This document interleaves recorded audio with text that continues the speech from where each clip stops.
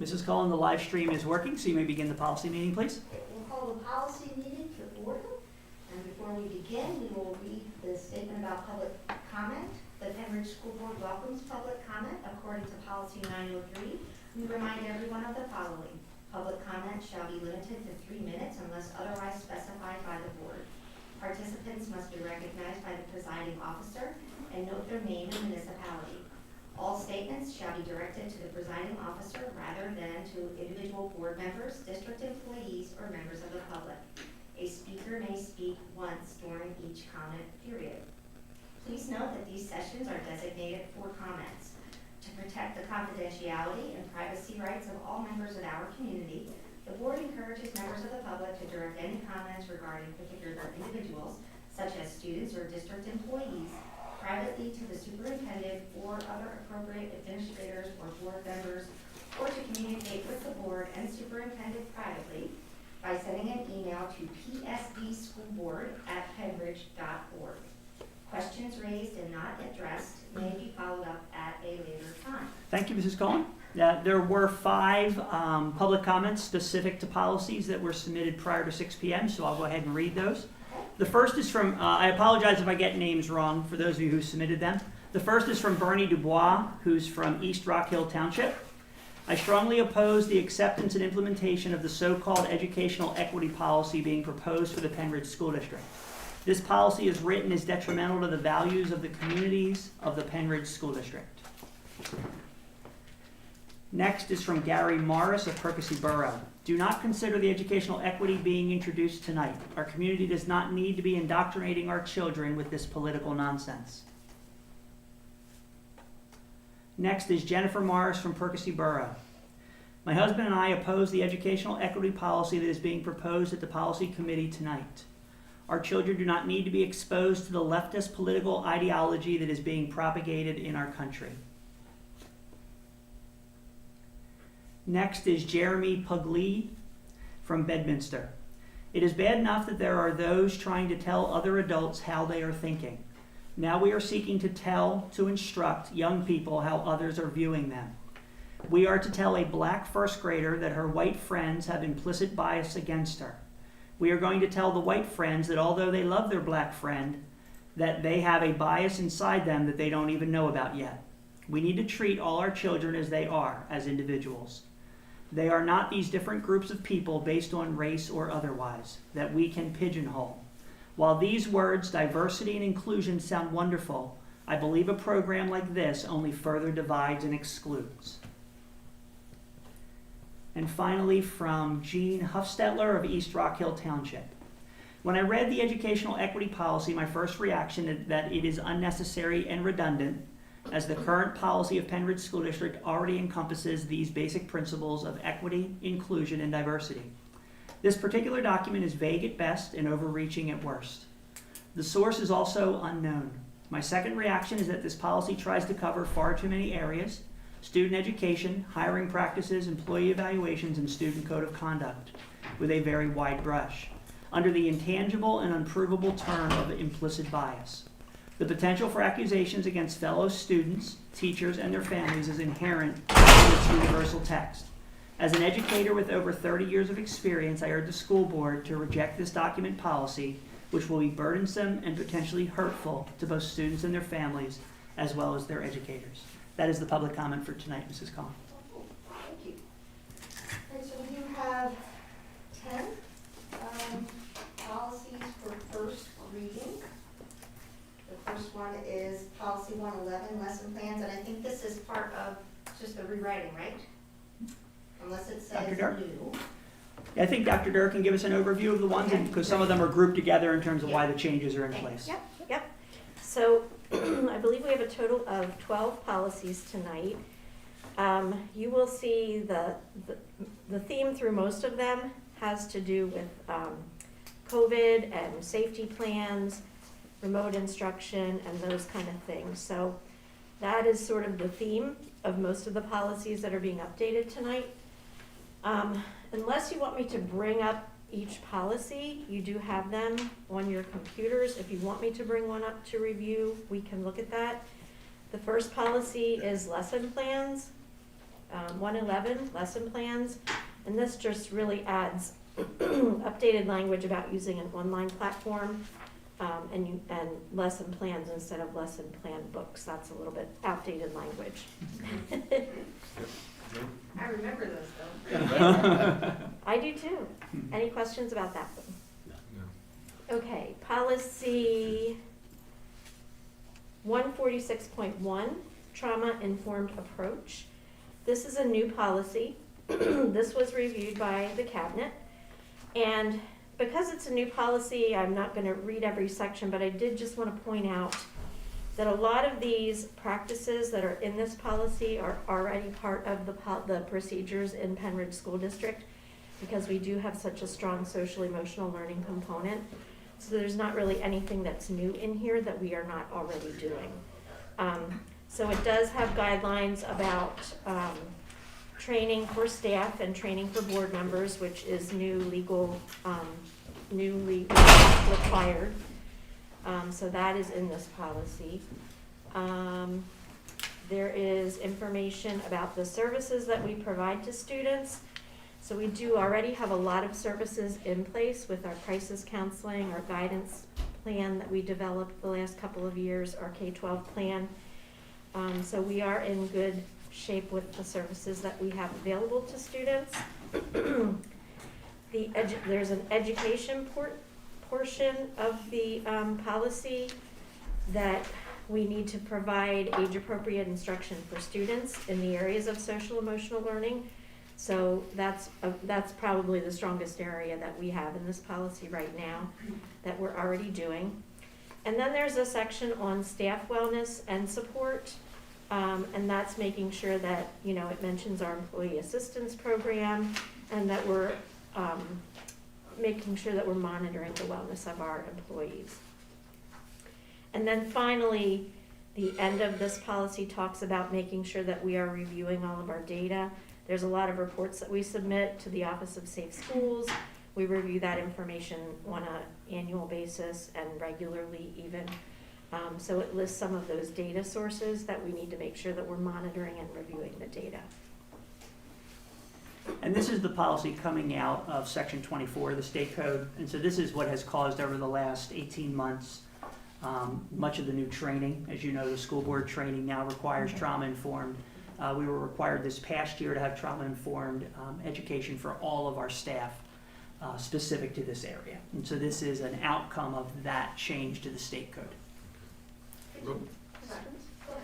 Real quick question on the data that you're reviewing. Is this I get a sense that this is data we already have or collect. It is. And we're just codifying that we will, we're putting it in a formal document that yes, we're going to review these sources. Yes. Okay. Yeah. Okay. Exactly. I just very, very quickly, if you can just give like a one-sentence explanation. When people hear trauma-informed, they might not understand what that is, so if you... Right. So one of the things that it mentions in here are ACEs. I don't know if anybody has heard that term, ACE, which is Adverse Childhood Experiences. And there's a lot of data that is out right now about ACEs. There's a lot of research that's been done about experiences that you might have in childhood that make you hold trauma inside. So we have to be aware and educate our staff about what the ACEs are and how that can affect children and their development. So it could be, divorce, it could be death in the family, it could be child abuse, there's any number, illness, neglect, so many things that contribute to adverse childhood experiences, those ACEs. And that's why we need to make sure that we have a comprehensive system in place to help our students who are dealing with those things. Does that help? Yep, thank you. Yeah, they actually had a good training on this at the PSBA conference last year, and we actually did the survey and, to see how many, how far you fall into that category. So it's really interesting to see, the traumatic impact that it has on kids and, even into adulthood. So. Right. I'm not trying, just so everybody knows, I took notes on my phone, so I'm not being rude by looking at my phone, just I'm looking at my notes on the policies. But I had a couple things. In the first part of this one, it says the board desires to address the effects of trauma in order to meet the academic, behavioral, and professional needs of students and staff. Is professional needs talking more about the staff? So I'm just wondering if that sentence should be split up because it makes it look like we're saying it's professional needs of both. You know what I mean? So just kind of dividing that up. I think the other stuff applies to both because the staff can have the second hand or second level, I forget what they call it, of the trauma informed, but just that it's more clear. It talks about, I guess when we put in new policies, I'm always just concerned that we make sure that we have a plan to do all the things we're committing to in our policies. And so it says the board shall review current district resources, programs, school climate measures, partnerships with outside agencies, et cetera, et cetera. Is there a plan on when and how and what kind of training, all of those things? I saw a list of things that we would be involved in, but not specific to this analysis that the board would be doing. So is there some kind of a plan? Is this gonna be coming to one of our committee meetings or? Yeah, we see it as an ongoing in terms of as these things are developed and implemented, right, within it, that we then do presentations at the board as opposed to a one-time, here's the list of the things. So if you think about the guidance curriculum in the last, that has been recently done in the last year or so, that is a piece of this, they went hand in glove in terms of developing that, those types of things. Okay. Yeah, I just want to make sure that, no one can point back and say, well, what, did you do X, Y, and Z? It talks about putting it in updating the comprehensive plan. Have we updated the comprehensive plan, or is it already, it's already somewhat, but not directly in there? Right, so the SEL is in there, and then when the new comprehensive plan is done, which is 2022 for our school district, we have a 3-year plan that's up through 2022, we'll need to address that in that piece. Okay. Opportunities for volunteers, parents, guardians, and other community members to obtain resources or attend trainings and information sessions. Is that something that we're setting up then? Well, as those are appropriate, yes. Mhm. What do you mean as appropriate? Well, there obviously are learning opportunities for parents, there are guidance opportunities for parents. It's obviously a little different right now, but as we have those, again, it will not be one specific thing that we're doing. I guess I read this more as we're trying to help the parents understand what trauma-informed means and some of these more complicated topics and what the effects may be on their kids that they're not recognizing on their own. Am I misreading? Yes, so for instance, our guidance counselors send information home to parents. If we have a student that's struggling with suicide ideation, they meet with that parent, they give them information, they give them resources. So that's an example of a specific way that we support parents. Okay, so not necessarily, I guess because it says volunteers, community members, so I thought that meant some kind of, presentations we'd be having or something where community members can come in and kind of learn more about things. That's how I read it. And we have resources, so all of the guidance websites have resources that are on there for families and would apply to community members as well. Okay.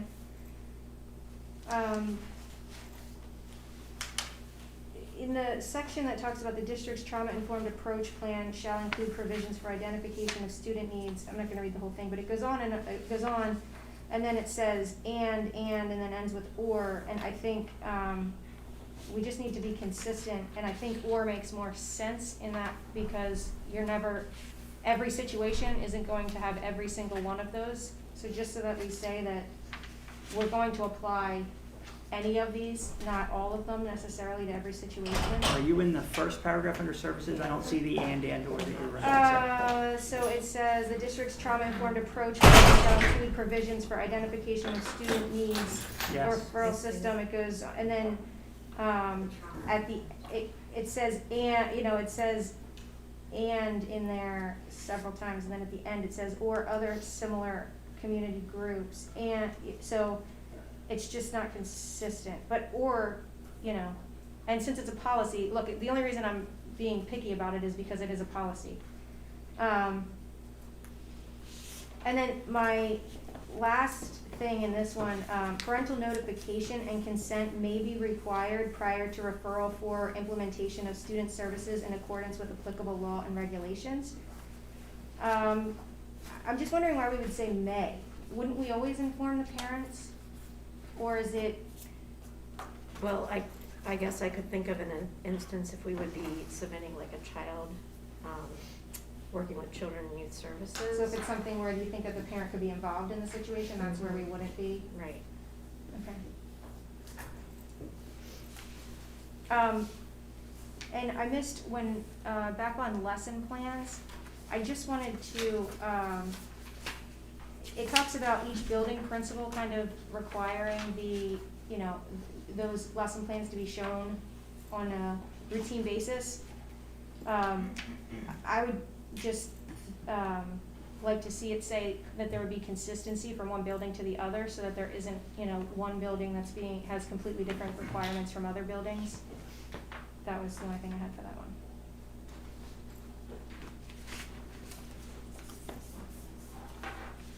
I cannot load anything. Oh, here. It's not loading. Okay, you ready to move on to 203, immunizations? Yeah.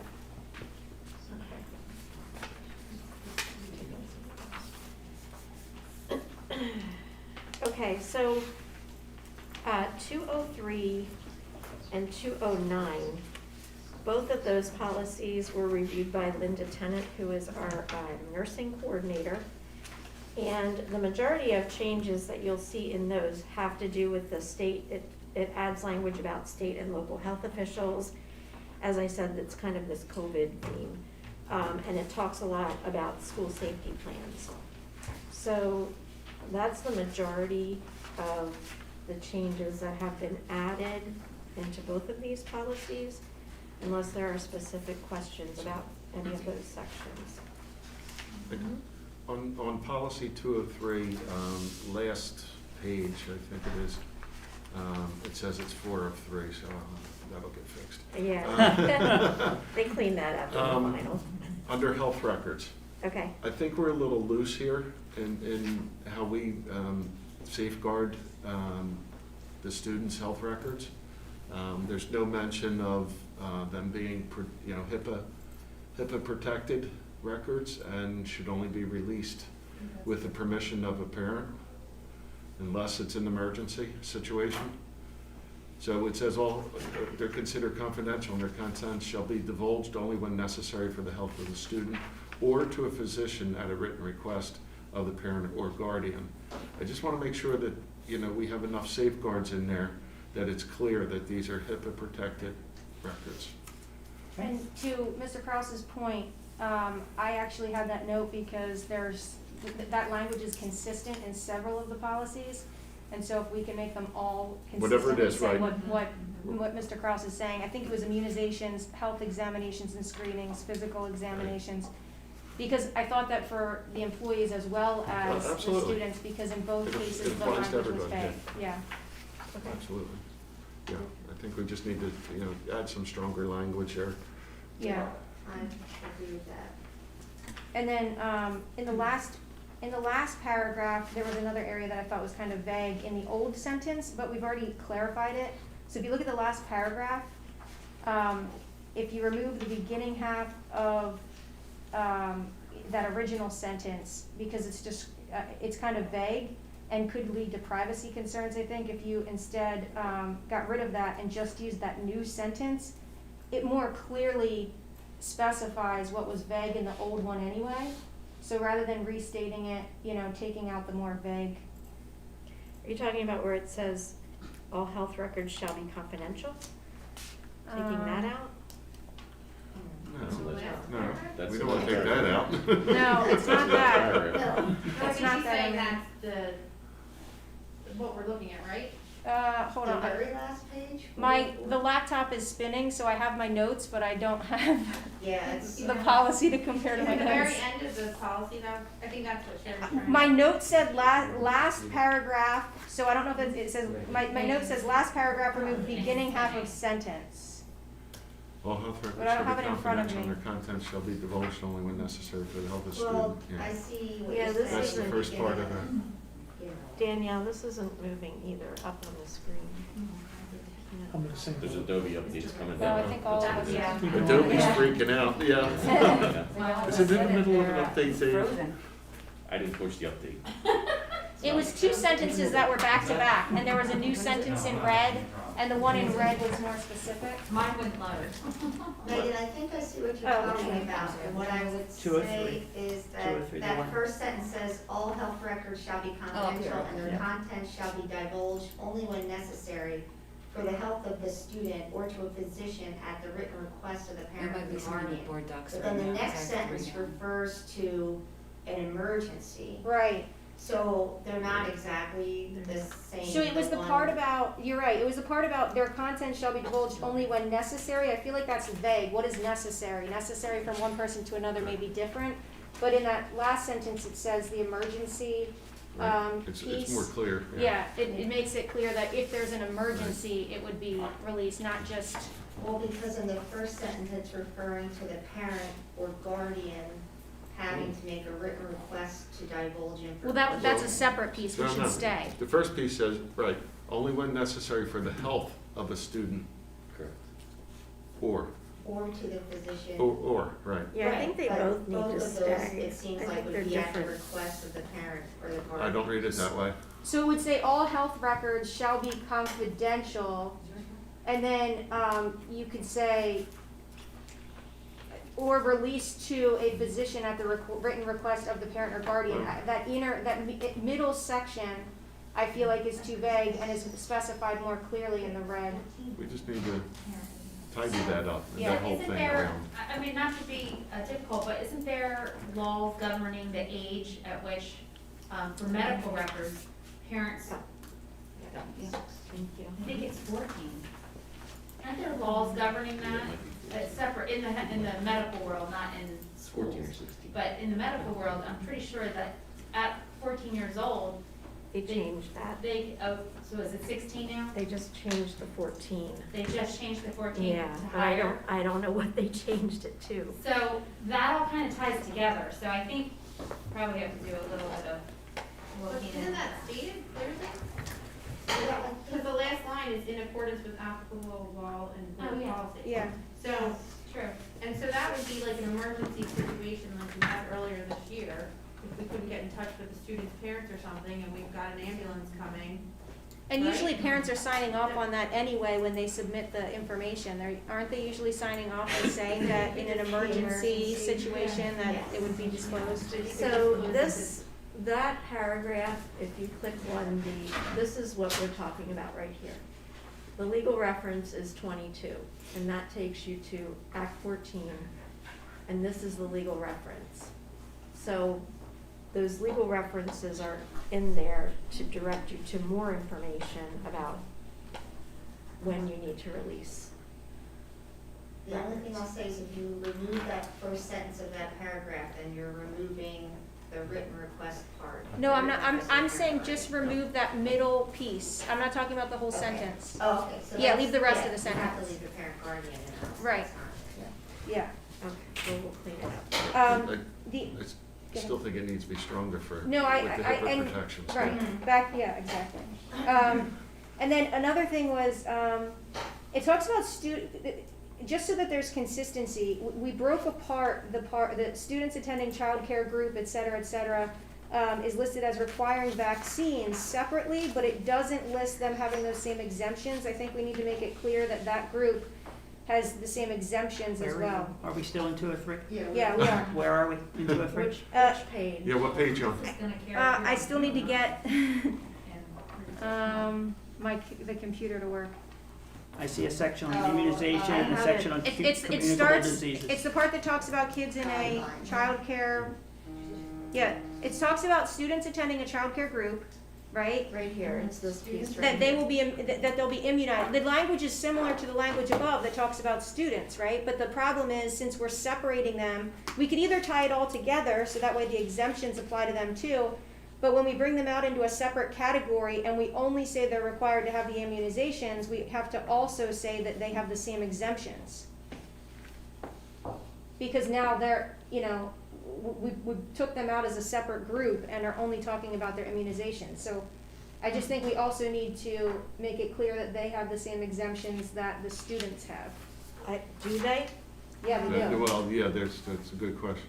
They do, yeah. Students attending childcare group settings, pre-kindergarten program. or- Yeah, medical or religious exemptions would be the same. All right, I'll look into that. And then the last thing that I had for this, if you go to the very first paragraph, it says that we will follow all regulations and guidance from state and local officials. My concern about that is Megan, can sometimes you show me where the last the paragraph? very first at the top. Oh, this one? Yeah, where we added guidance, it says the board requires that Guidance in and order to orders. safeguard the Penridge school community from the spread of certain communicable diseases, the board requires that guidance and orders from state and local officials establish board policy and administrative regulations and board-approved health and safety plans be followed by students, parents, guardians, and district staff. But I believe there was a situation where there was guidance that didn't necessarily apply, that wasn't being implemented, and so we just need to be careful that we're not saying that we are going to do something that's different than what we are doing. So we just need to be careful about the guidance word. Yeah, I don't want to be careful there too, because I don't want to get pigeonholed into following guidance in all cases. And I think it just had to do with it not applying because it wasn't, it was something that wasn't as related as directly to our district situation, but we just need to make sure that we don't commit ourselves to something like that. Yeah. Well, I mean, and you're saying to not have the word guidance? No, I would look for it to be a little like guidance shall be considered. Right now, the way it's Well, written. guidance is not a regulation, it's a guide. Right. Isn't it inferred that it's not a regulation? No? Yeah, but we put the word requires in front of it. Right, We're saying that we are going to require the guidance.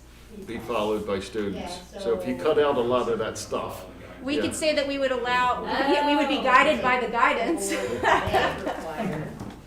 yeah, if you cut through a lot of, May, then that makes it not absolute. Yeah, I like that, I think it means. right, Because sometimes honestly, the guidance has been between the state and local, has been contradictory, so you, I mean, you can't follow the state and the Right. local when they're contradicting each other. so somehow we gotta work that in, that we'll consider guidance. Yeah, well, I You think know. just one word, just may. May means you might not, like you can. I know, but you gotta separate guidance from the rest of it, right? Well, I think We're what would gonna be, follow the health orders if we're ordered. but I think what we should do is convey what our concerns are Yeah, and right, have let the our- language people do the But, language. right, but I think that, I think it's important, and I didn't even realize this until I followed up with a question with Dr. Bolton. I thought that all of our policies went through our attorney. It Oh, doesn't no. sound like they're doing that, and I think that they should, because we're legally held to every policy. So I think that just like we have every contract approved by the attorney, we should be having our attorney make sure that each policy is legally. But to your point, they are already vetted through PSBA, Right, and they're a legal team. right. But they're not, but there's changes that are made within districts, and they're not always applicable to every single, they're not looking at it through the same lens that we are in each district, and sometimes. But a policy review, every time we get a new policy that goes to the attorney is a legal expense that may not be necessary on that level. Well, until you end up with a lawsuit because your policy said something you didn't think it said, because you're not an attorney, and then you're held to something that you didn't think you were holding yourself to, and then you But- end and up in a again- bigger But situation. again, the PSBA sets these through, they vet these policies through their legal team. team. So it's not like an attorney's never seen the wording. Yeah, but I don't think that it's through that same lens of making sure that, as far as checking the liability issues in this, So maybe in we the just school need district. clarification on that and to see if that's something So- that Mr. Miller does. I know that's what we always used to do. I mean, we're a former solicitor, they used to always go Yeah. through, and Yeah, then 'cause he that was- always he used to was be. bilking us. Well, but all of this. I spoke to policies Mr. do. Miller, he suggested that reviewing every policy was not necessary, but that perhaps we would need to make a determination as to what policies would go through.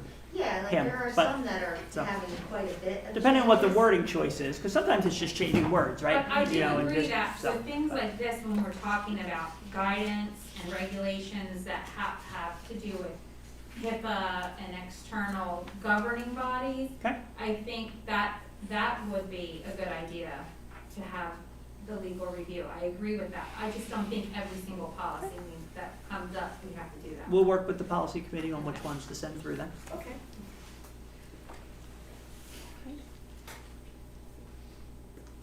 Okay, the next policy is 209, health examinations screenings.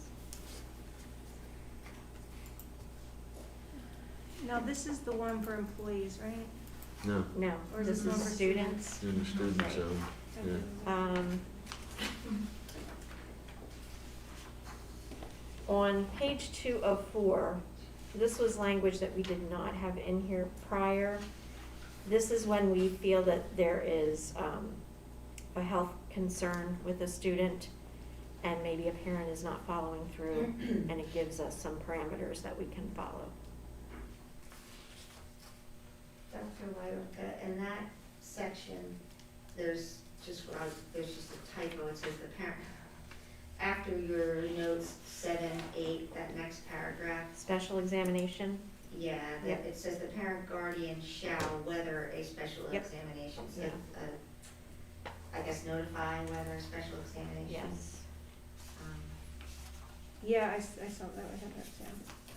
And then at the beginning, there was some, with applicable, there was no space in between those two words. Yeah, there's a lot of, the formatting, we don't have to worry so much about because okay. Yeah, no, I just wanted to. yeah, no, there was a missing word there, but the other formatting will get cleaned up when it Mhm. gets finalized. Okay. So with this one, it does say in here that the parent ultimately has the opportunity to attend the examination, and that was in the old policy too. I just wanna, because what it's saying is that if all this new, wording that you put in there, basically is saying that the school district determines that a child needs a special health examination, and the parent doesn't provide evidence of that having happened within a reasonable amount of time. Do you have what might be, have you discussed what is a reasonable amount of time? Is there any guidance on that? I I'm think, just curious. I think we would handle case by case and Yeah, what the okay. issues are with the family. Uh-huh. We haven't had this happen, Okay. so.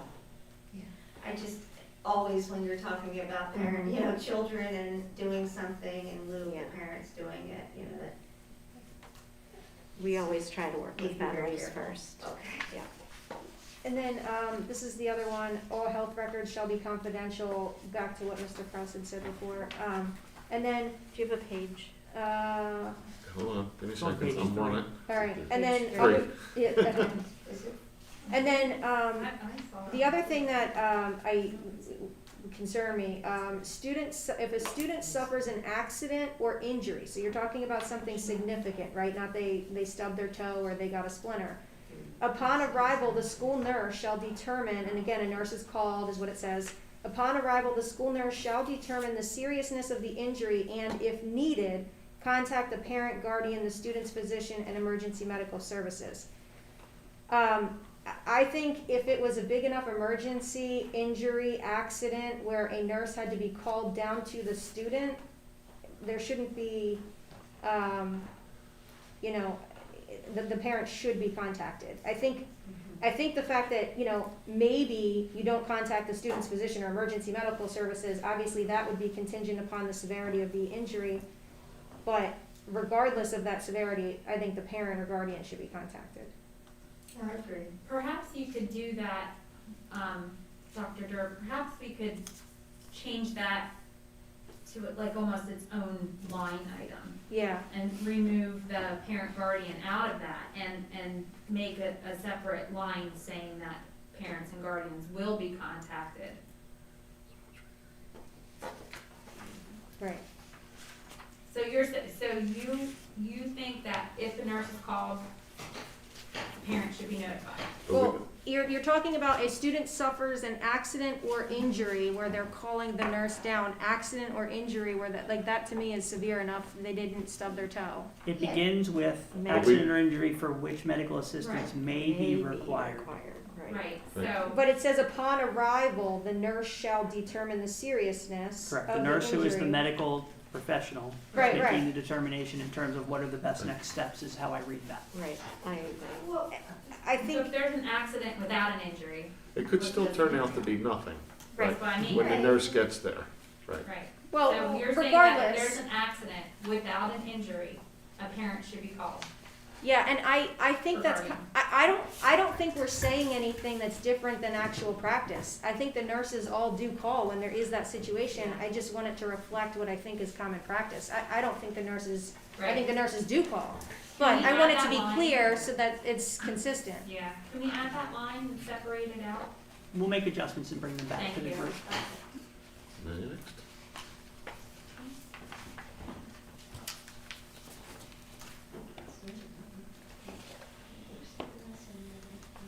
Okay, the next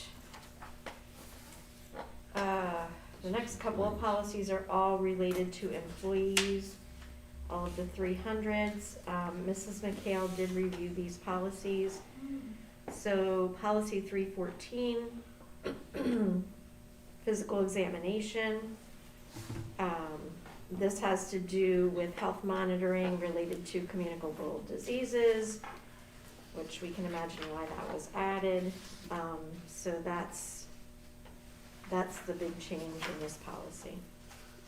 I'm trying to see, I have notes here, I'm trying to figure out, this is the only one that I forgot to label which policy I was talking about. Yeah, that's the whole section there.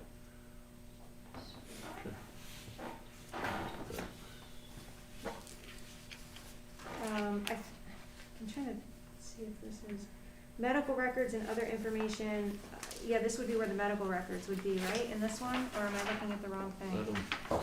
don't see it in there. This has to do with screenings, No, like, This, it says at the end, taken and things right, like medical records and other health information of an employee shall be maintained confidentially and kept in a separate file from the Oh, it employee's is that one personal then, file. okay, so that was Right. the same thing, back to what Mr. Kraus had said. And then employees may return, hold on a second.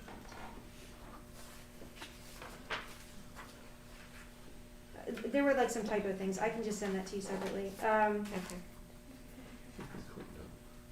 Okay, policy 318 is renamed to attendance and tardiness, and this talks about unexpected absences. So not a huge change there, but adds for unexpected absences. Policy 332, again, COVID-related sort of additions, related to health and safety needs of students and staff, and working periods for staff.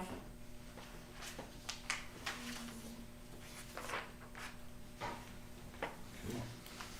334 is sick leave. That's pretty straightforward. And again, this adds some information to allow for used to be a physician, it adds licensed physician, certified registered nurse practitioner, physician's assistant, and adds about quarantine. I had, let me just find this section real quick. It says unused leave shall be cumulative, that's something that's in the contract, that's, you know, sometimes they're getting paid for different things, so I don't know why, I feel like if that's something that's being discussed and ironed out in negotiations, I don't know that we would wanna put something like that in here. So that's not new language, that's Right. language that was in there. Right. I And believe then- because the law does not allow you to take away people's sick time if they don't use Well, it. but don't they, and they can also get paid for it. There's That's also. that's at retirement. You're right, so I didn't know if this kind of contradicts that, because that's another option later. Well, it just says that the leave shall be cumulative, meaning that it will be, accumulated as you go along. It doesn't say what happens in the end, so it leaves room for you to be paid for it.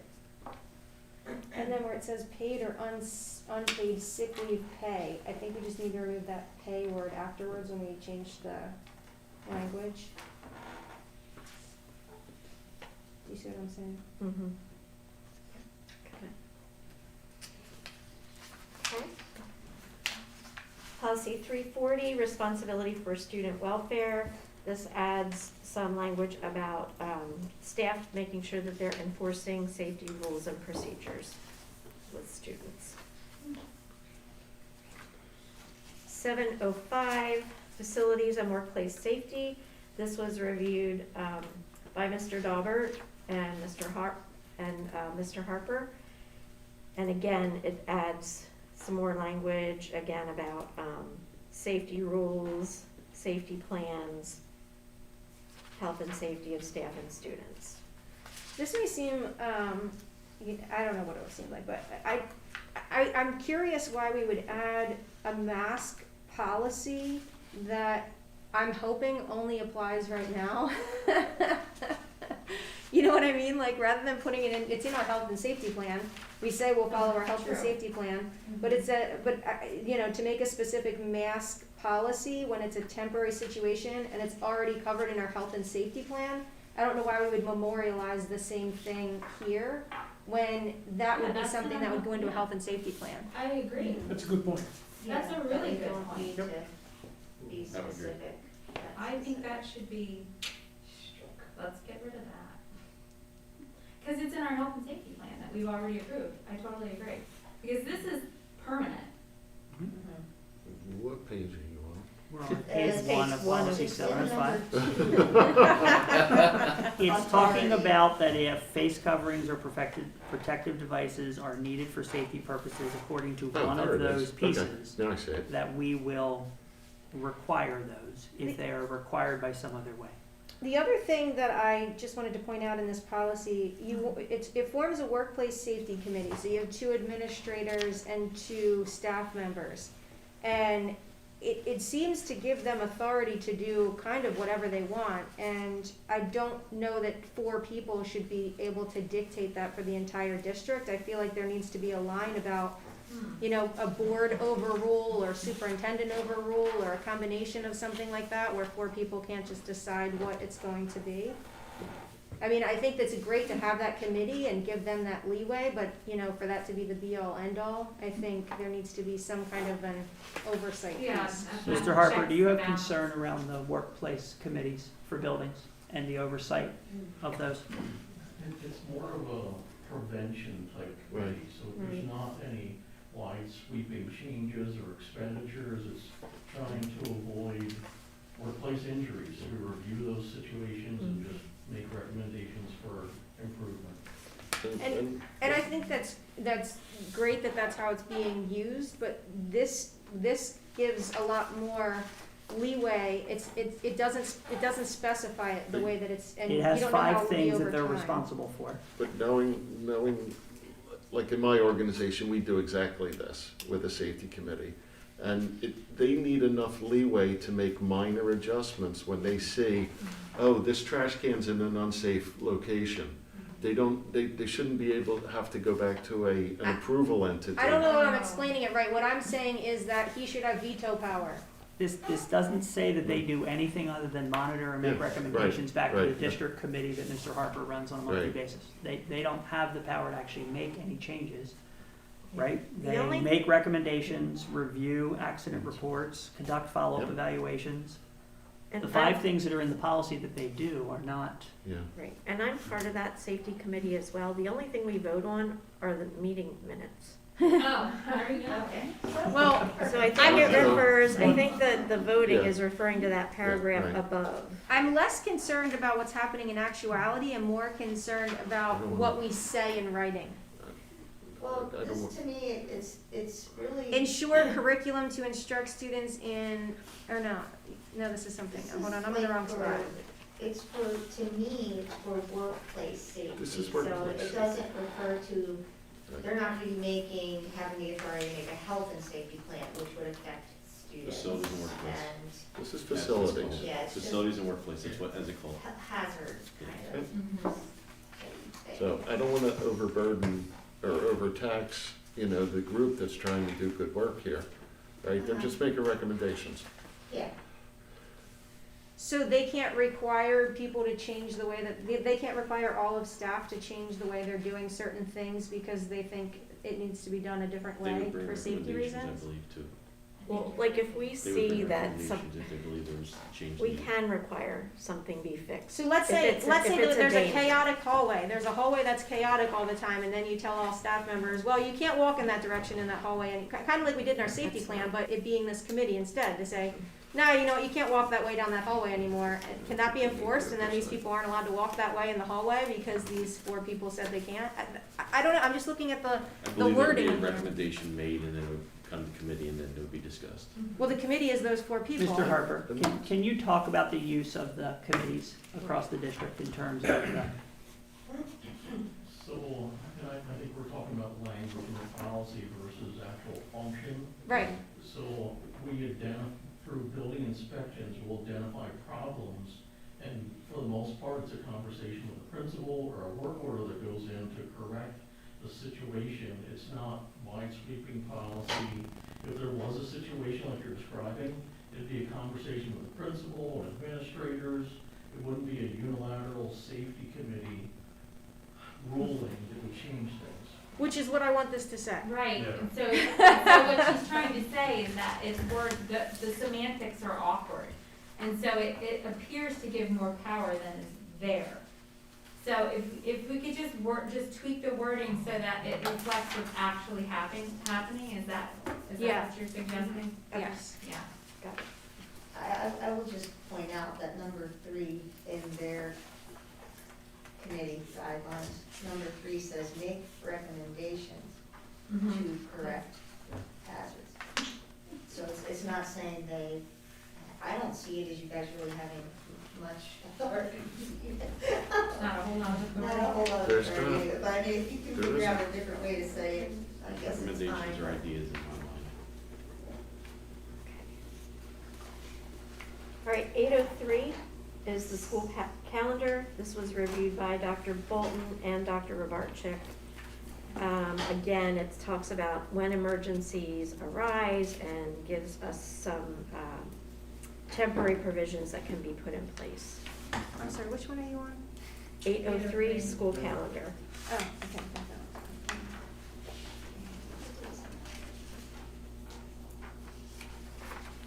Okay, the only thing I had for the school calendar piece is, we made it so that this virtual or blended learning is strictly on an emergency basis, and I don't know that that's necessarily gonna be the case going forward. We haven't had this discussion, but I don't wanna tie our hands in so that, if Dr. Bolton leaves an option open in the future for kids to also have a virtual option or a blended option, because kids may want to opt into that now that people have had different experiences and different preferences. I certainly don't want us to be scaring them, to be chasing them off to charter schools when we could be accommodating them here. So I just would want this policy not to limit that option strictly to emergencies.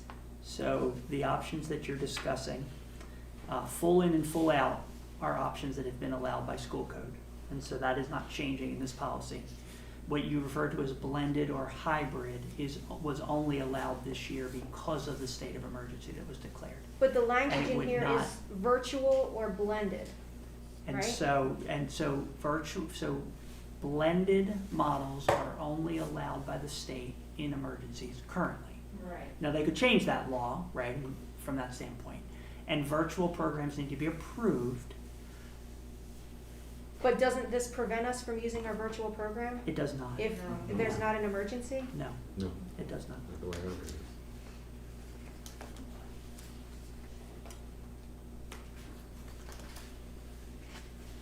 Okay, policy 907 is about school visitors, and this talks about being able to limit the number of visitors for health and safety purposes. So I had a question, I have to find it now. Come back to me. You may have the same one, so see if Oh, this was it. You might, yeah, go ahead. Should an emergency require that a student be called to the school office to meet a non-parent / guardian visitor, the principal or designee shall be present during the meeting. What, I don't, Probation, and is the parent being notified? in some situations, if it's legal, in some situations, it's not legal to notify the parent.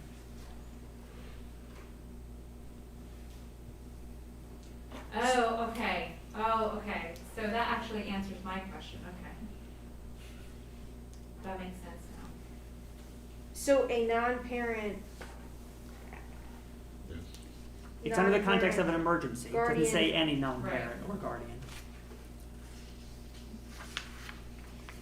It's just, I guess it's just vague, and I don't like the idea that an emergency, in an I just can't think of emergency opening the door to any non-parent, the principal can just pull them in with some outside stranger that's a non-guardian person. Well, wouldn't God they forbid- have God- legal or God- some type of documentation? Even that, God forbid something happens to the parents, Right. and you have the next door neighbor that comes to, Well, that's true, and which is why it says upon arrival, they must provide any required information. So we Right. leave that kind of open-ended, right? Okay. you know? We Right. leave I it think- very I think- open-ended. And I think that's intentional. Yes, right. So that's really important because we can require any information necessary. Right. And it Ensure says their that you safety. have to show that you've received authorization to be present.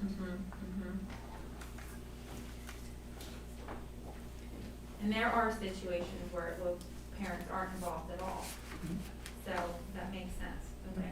And when it says principal or designee shall be present during the meeting, that means you're literally in the room. The with whole them, Correct. correct? As well as making the decision as to whether that meeting needs to happen. Right. Oh. That obviously also implies that the principal is saying, yes, this makes sense, that we are meeting. It does say no visitor may confer with a student without in So school no without the student approval is going to be sitting alone in a room with someone that No. comes in. at any point in time.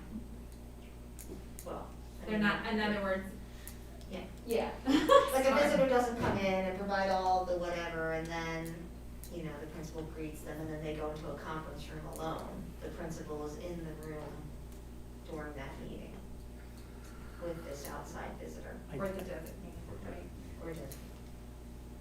I don't understand the question. So the student is not left alone at any point in time.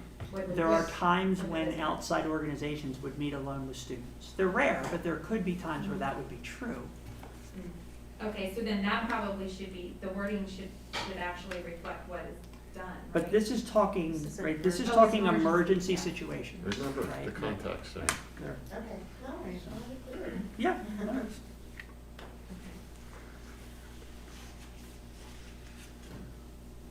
Okay, so with the policies reviewed this evening and the updates that I make, are they okay to move forward with those updates for first reading? Well, I think we need to submit the changes, Some are gonna have to come back. and if later we this can get year. them done in enough time that they are relatively minor, I think we could recommend that. But That's what I was- let yeah. us regroup and see Okay, what's minor and what's not in Okay. terms of being able to. So I think some of these probably could, but probably not all of them. okay, sounds good. Yep. Any other public comment? Let me check. That was There okay. is, Thank you, Dr. there is Thank no you for all new your work. public comment.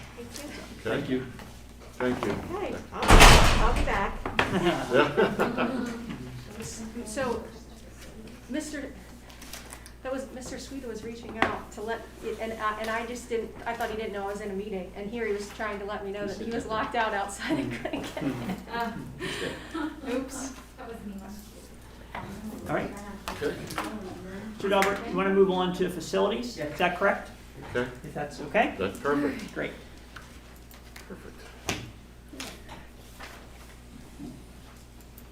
All right.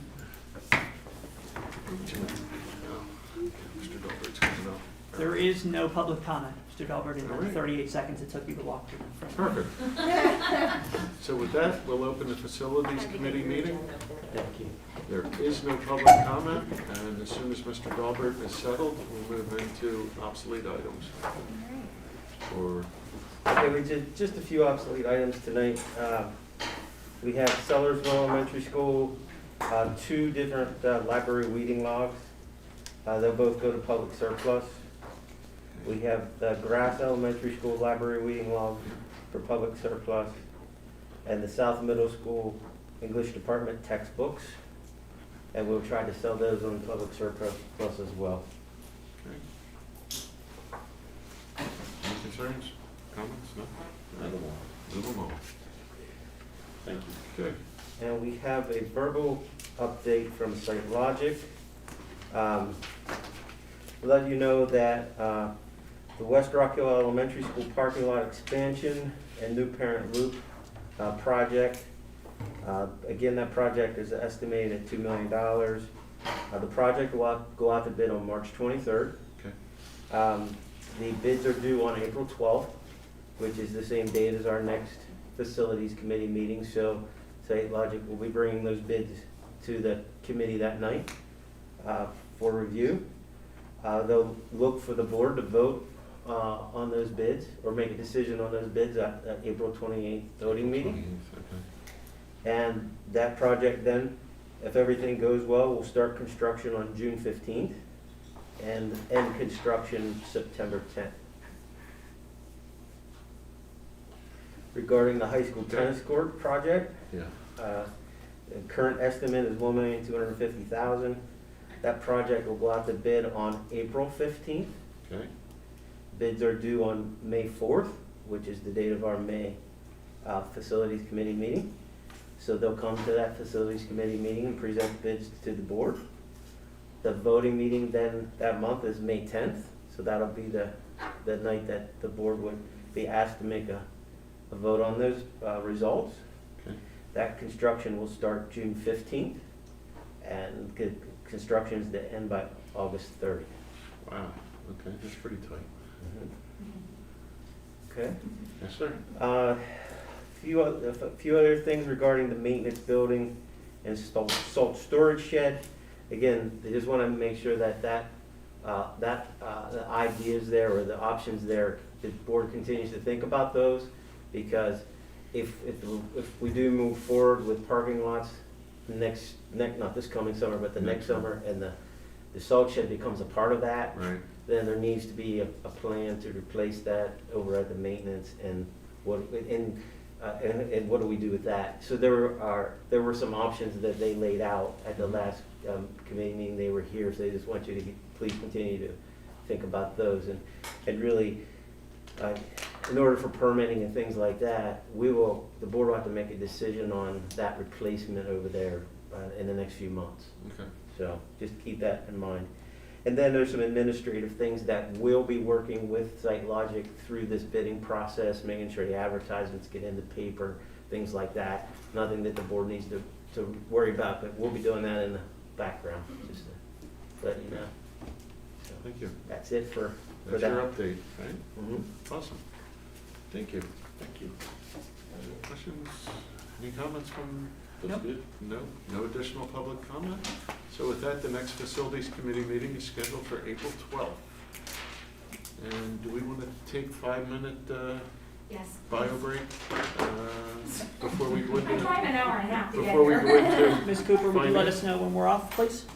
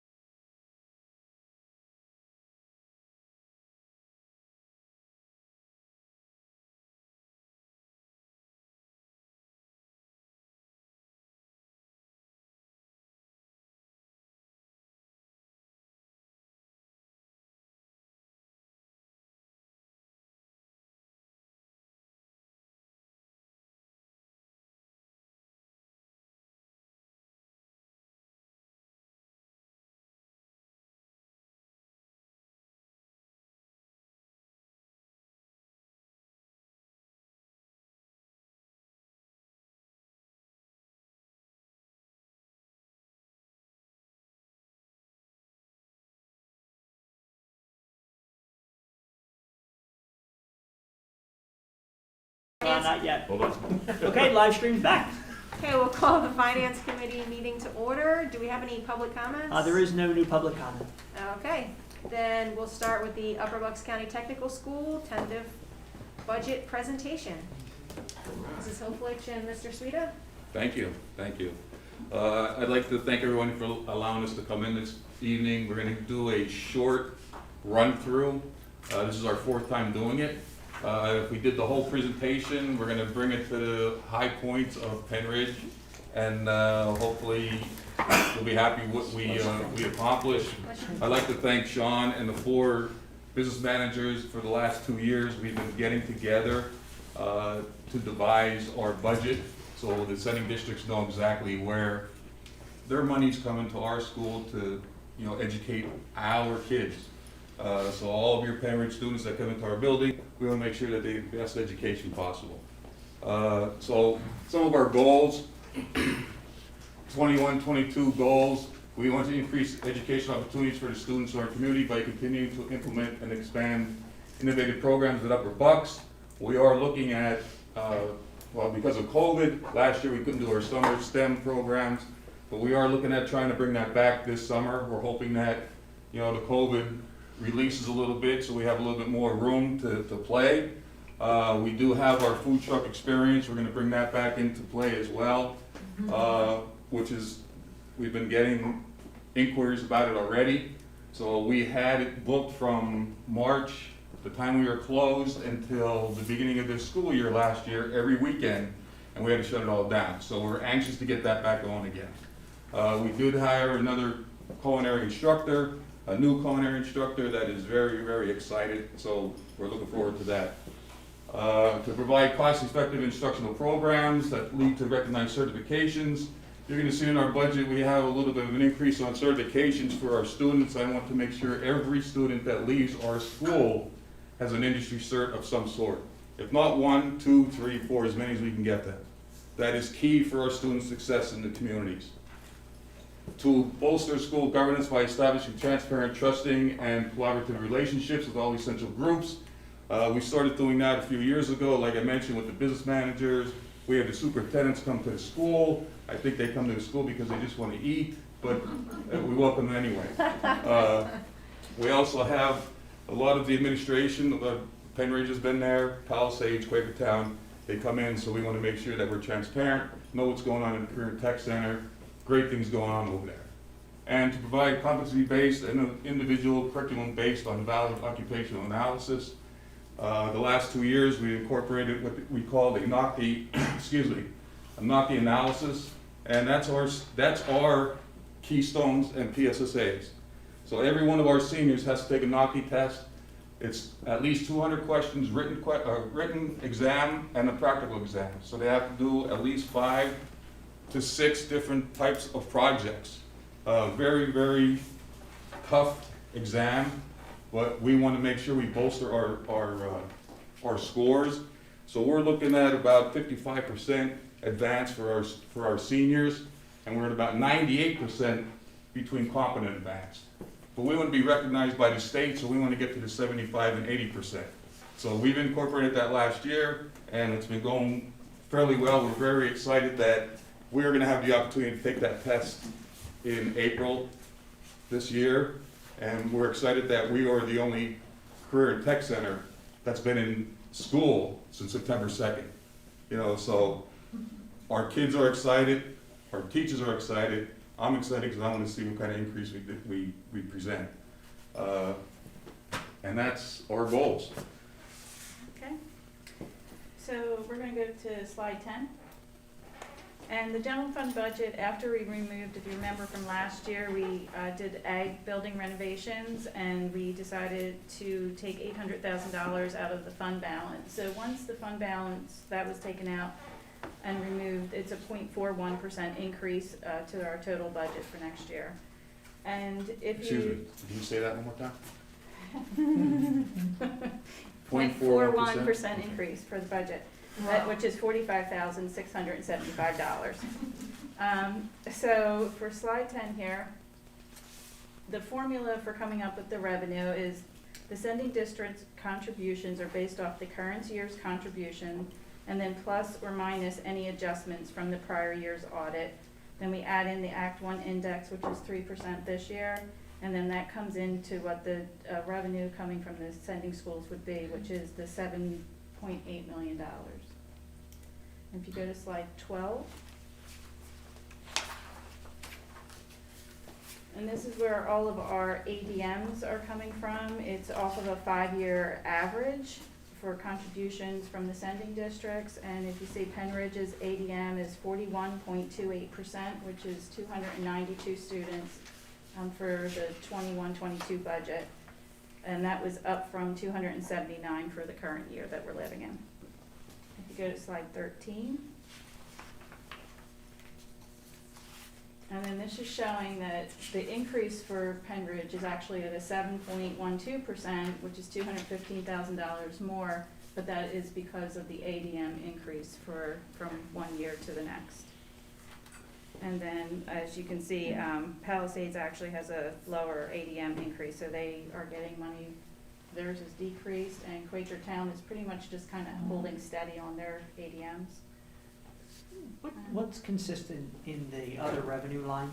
That- What makes up that 1.5 million? That is our, like our grants, our Perkins grant, it's our subsidy reimbursements, a little bit of interest, and that's actually where some of that money came down from, is I reduced the interest since our interest revenue is lower this year. Okay, thanks. And then if you go to slide 14, I'm sorry, slide 16, 17, and 18 we're gonna go over. So basically, there's a lot of numbers up here, so I'm just, one more. 16, 16. page 16. Thank you. So basically, I'm just kind of going to go over what the highlights are and the major differences here. So basically, the 100s and the 200s, which are the salary and benefits, we are looking to increase for a special ed teacher in the budget this year. And then there's a lot of assumptions going on because we do have 2 contract negotiations at this time that we're in the middle of. The tuition increases there, you'll see under the benefits. That's because we've had several new teachers coming in, and they will be working towards their VOC 1 and VOC 2 certifications. The professional development, you'll see a decrease, and that's in the 300 lines. And that's basically because we're not sending anybody out. There's a lot of virtual training going on right now. Anybody have any questions on that? Okay, then slide 17. 17 is where, if you look down towards where it says supplies, fuel, energy, that's our 600 codes. There is a decrease in our propane, oil, and electric, and that's just kind of basing it off of what our usage has been over the last few years. But our major increase is basically due to COVID and buying supplies, software, and textbooks. So that's where the biggest increase is going to be coming in. A lot of our programs are now using software that actually never used software before. And then on slide 18. Wait, one second. Sorry. So I don't know if many of you remember the conversation from last year when, you know, she was kind of pulling all of this information together for the budget, and a lot of the information was in different categories and not accounted for, and so she had to try to, you know, as best as she could kind of put in numbers. So this year it's great because, you know, having done all of that last year and now having those actuals to work with, you know, we have a much more predictable budget as far as each of these line items, because now she knows, you know, what actually was being spent in those areas and what those increases are. So you know, it makes it a lot easier to be as accurate, and I'm sure that comes into account when you're talking about a 0.4% increase as well. So all of that work last year coming to fruition this year. I just wanted to point that all out.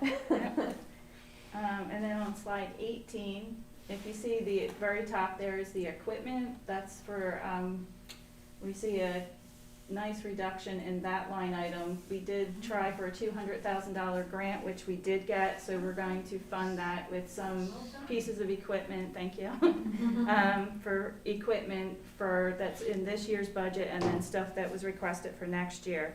So there are, what did we get?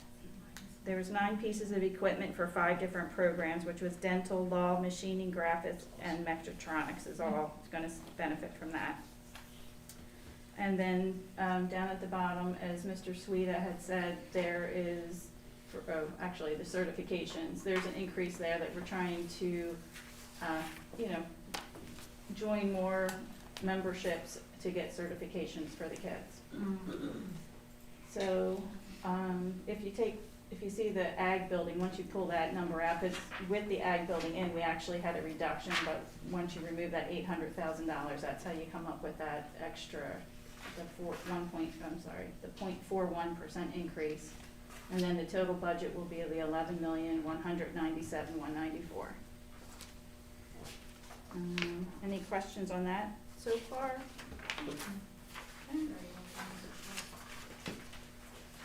Slide 20 is our calculations for the debt. And there we have 2 outstanding bonds, 2014 and 2015, with Quakertown and Penn Ridge making those payments. Palisade had prepaid their portion, and then Penn Ridge's portion, based on the STEB value, is at the 60.14%. And then you can go to slide 22. And then this is the total budget with the, let me get to that page. Shows the expenditures of the 11 million, and then the revenue comes in at 10,630,000, and that's gonna show a shortfall then to balance the budget of $566,000. Page 24 is our fund balance. So the fund balance was 2.6 million at the end of June. We are using the $800,000 for the ag building renovation. Then we have some money set aside that's assigned for capital projects, maintenance and technology, and then future programs. And then the unassigned fund balance we're projecting to be at the $895,000, which is right at the 8%.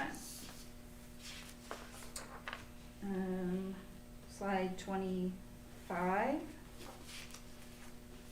And this is just kind of for future planning for the 22, 23 and beyond. Again, we're gonna talk about, we have a roof that is going to need some work. We have Site Logic in at this point.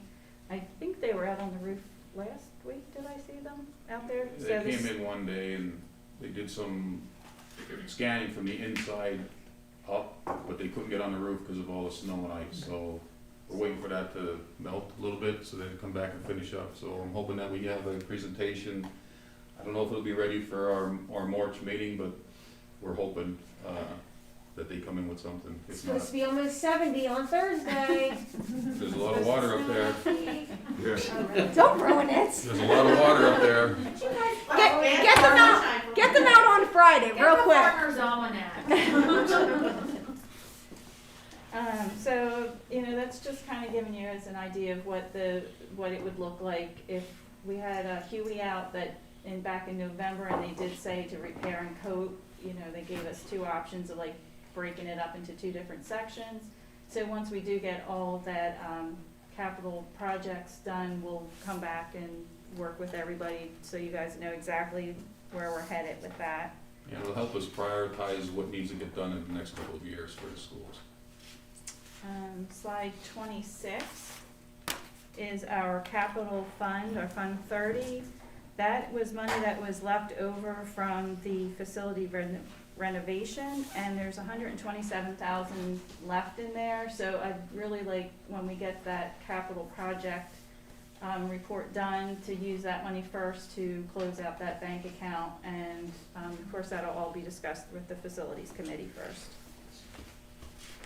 And then slide 28 and 29. This is the food service. So as you know, food service has been having a little bit of issues the last few years covering all of their expenditures. And unfortunately, COVID has, placed additional stress on the food service department. This was all projected based on are going back to normal next year. And I guess this year, we just we furloughed 2 staff, due to the instructional model changing from here. And we're feeding about 75 to 80 students right now. And I anticipate we'll probably have to transfer $60,000 out of the general fund again for this year.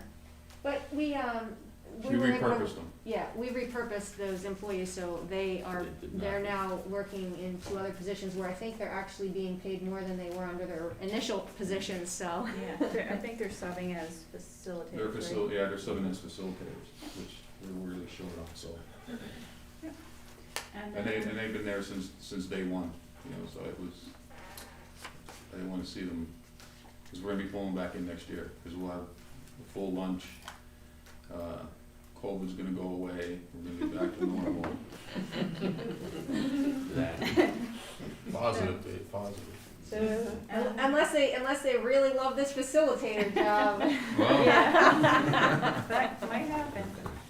So, that's all that I have for our budgets, and does anybody have any questions? No, thank you. Very well. It's a lot of hard work. Appreciate it. Since I have you and Mr. Dalbert here at the same time, I don't know which one of you will be able to answer this question better, so. okay, Mr. Dauber, you're on.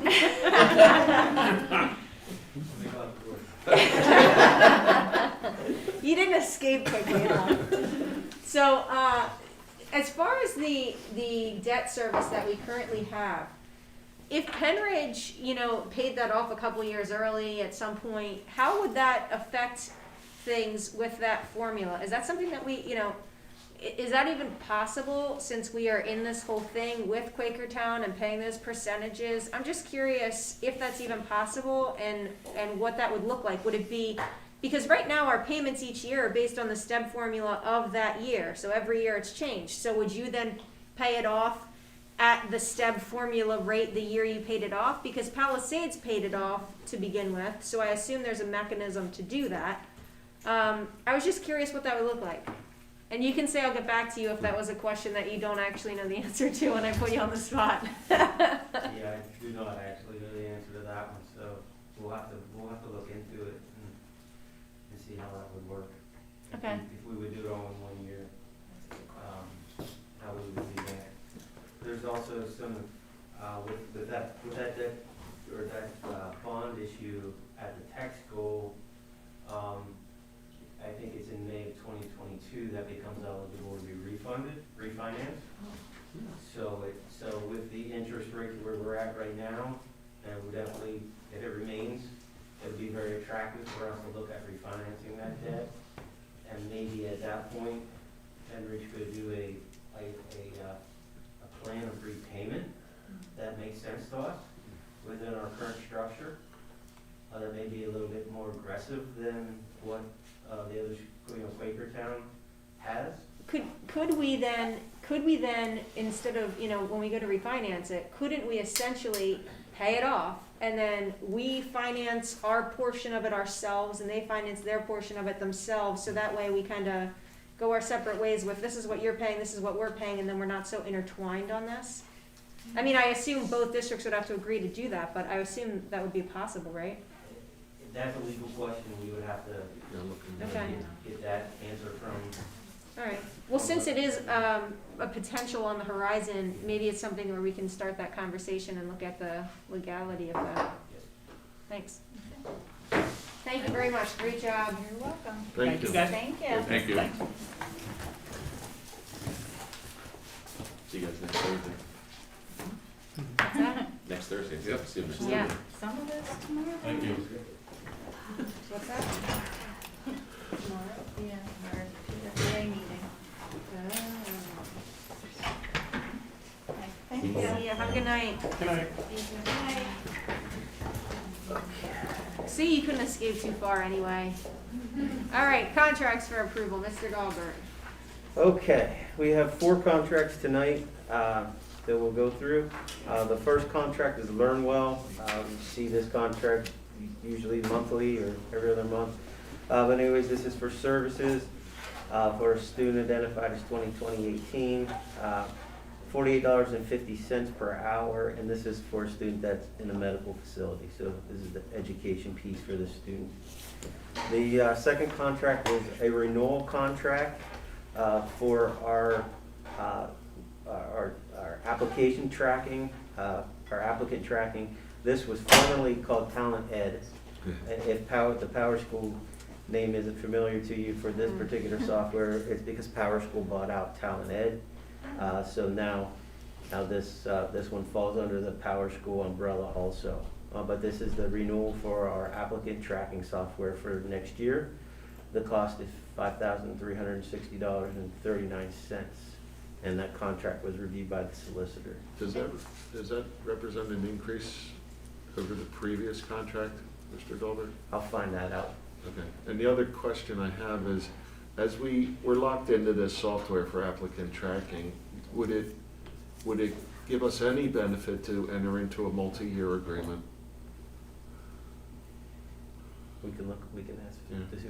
Because it's a 1-year maintenance agreement, so maybe we can get some 3 years. savings with a 3-year maintenance agreement. Yeah, and maybe we can say, hey, since we have 20 different services with you, how about giving us a package deal, right? I'm sure they'll be really inclined to do that. Maybe you can lead the negotiations. Yeah, let's do it. All right, we'll look into those two issues. Thank you. Yep. The next contract is Lehigh University, another familiar contract. This will be the class of 2023 junior prom, May 14th, 2022.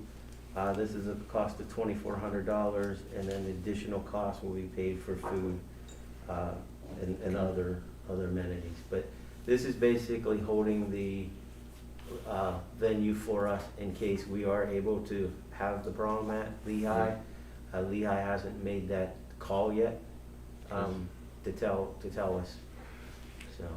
And I'm going to ask, I'm probably a broken record, is there a force majeure behind us? I was just gonna play the tape recording of the last time. Every time I look at one of these. No, I know. It was in the back of my head. I was waiting for you to say it. I'm just going to assume that they're there. Yeah, this one was reviewed by Mike, and he makes sure that, Yeah, Yeah. I figured as that much. we're covered. When you said Mike looked at it. Yep. And then the fourth one is Carbon Lehigh Intermediate Unit. This is for the Students Intensive Treatment and Emotional Support Program, or SITES. And this contract is for $100 per day, and it is for the 21-22 school year. Very good.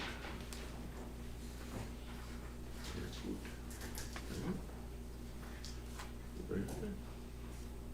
All good? Okay. Any questions or comments on any of these? Everybody's good with moving these forward? Yep.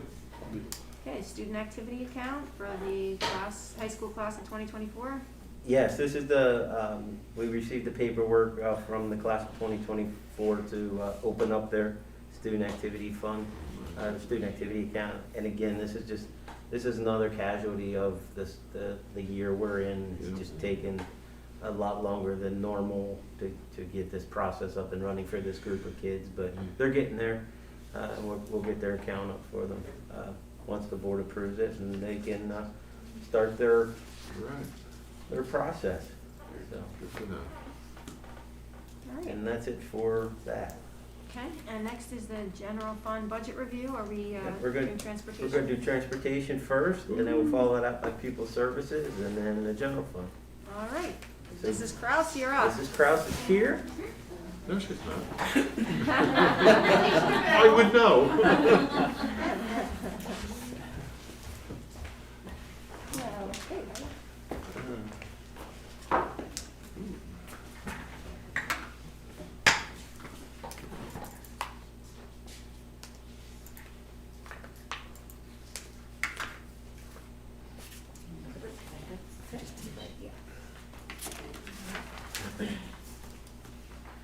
Hi, how are you? So, it's kind of the same as last year, so touch different. So we have the transportation services that we provided last year. We had 95 home to school routes, 42 homeless foster students, 41 work-study routes, 11 late bus runs. We were down to 414 athletic contests and practices. 916 was the number the year before, so that tells you how heavy our spring sports are after the closure. We had 142 field trips. The year prior was 339. And we had one summer school route. Due to the COVID closure, we had one that we were legally obligated to transport over the summer, which is down from 29 the year before. And this should be a very interesting slide next year. Yeah. All right, moving on to the budget. Not a whole lot of change here. I'll just kind of focus a little bit on the differences. Here we have an increase in the tech supplies and fees, and that is an increase to our new routing system, which ties into the previous Edgelog for the maintenance department. So this is our fleet vision that has got the increase there. And then we have a larger fuel tank, so our registration fees for the $98 has increased.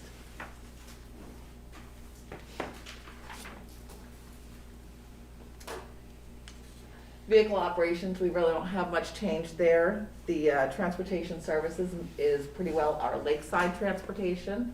And then we have our transportation services to the intermediate unit, which is our special education students. And other miscellaneous expenditures, if anybody's curious, we reimburse our drivers for their CDL portion of their driver's license. So this is the 70% breakout to the 30% breakout for the public and non-public.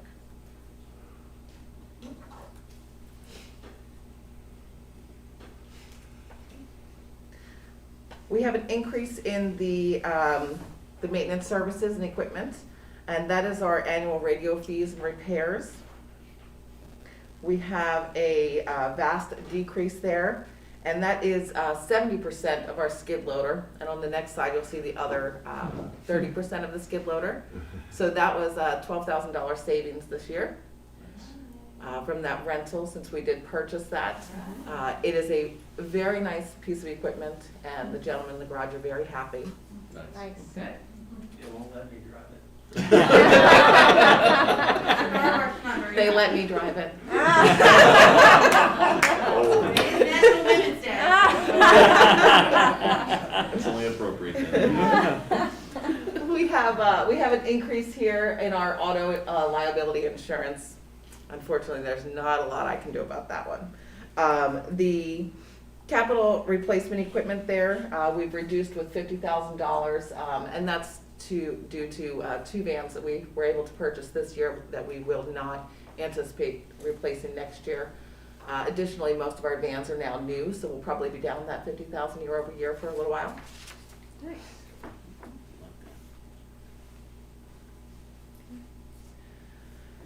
And again, this is basically, all of these increases and decreases are the same from that previous slide. This is just the 30% breakout for non-public. So of course that 485 is our radios.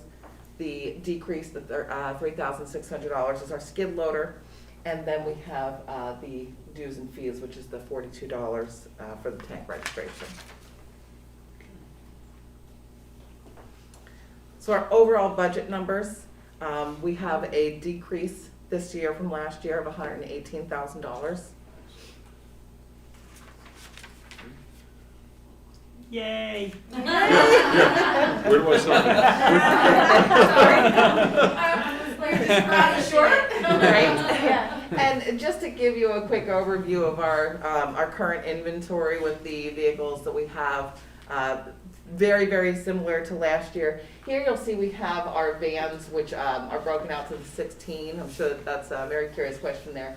It includes, we have 1 mail van, we have 1 van for security, since they are traveling school to school now. And we have 3 IT vans.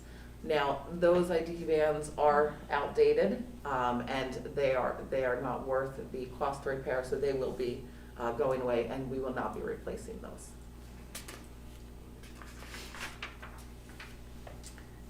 And we have 95 route vehicles, 20 spare vehicles. Of course, those, as have gone over year, those 20 vehicles are of different variant sizes. Some are vans, some are mini buses, some are wheelchair buses, and some are full-size buses. So it's not 20 large buses that we have sitting over there.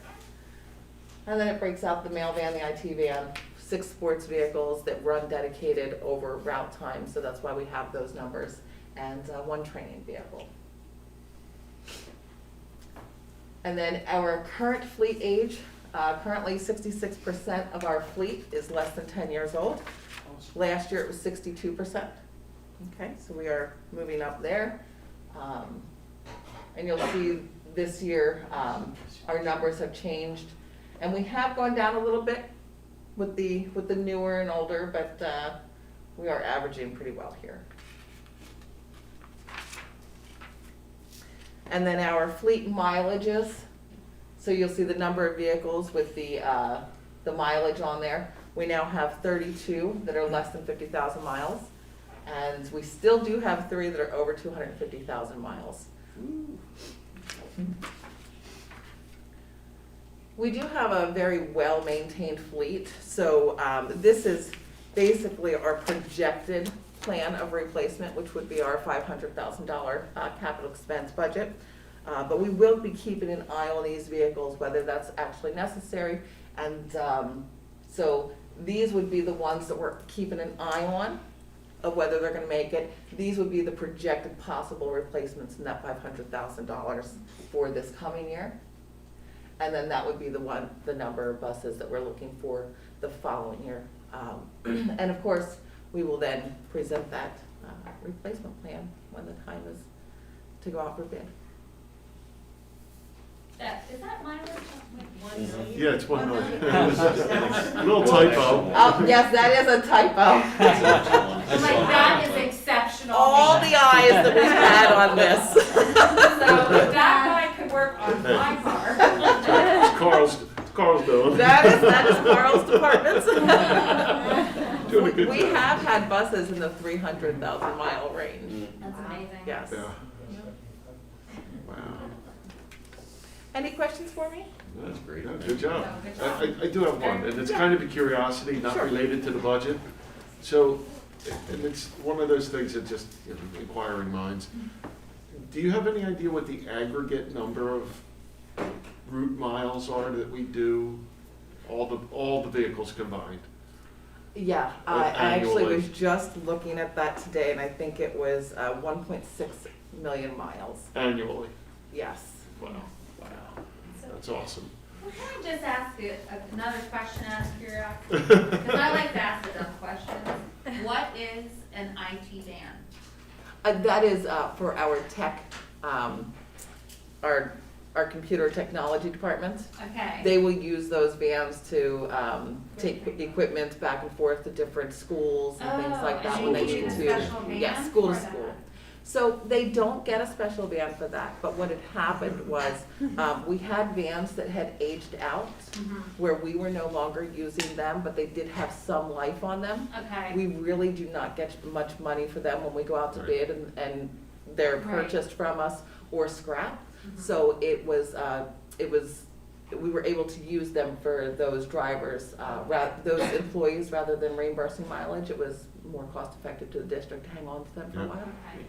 All right. And They so are I guess just- since technology's getting smaller too, you can probably whatever they're taking, put it in their pocket. Right? Now I'm going over to the other school. Yes. Thank you. All right, Fran. thank you. You're welcome. Thank you, great job. Thank you.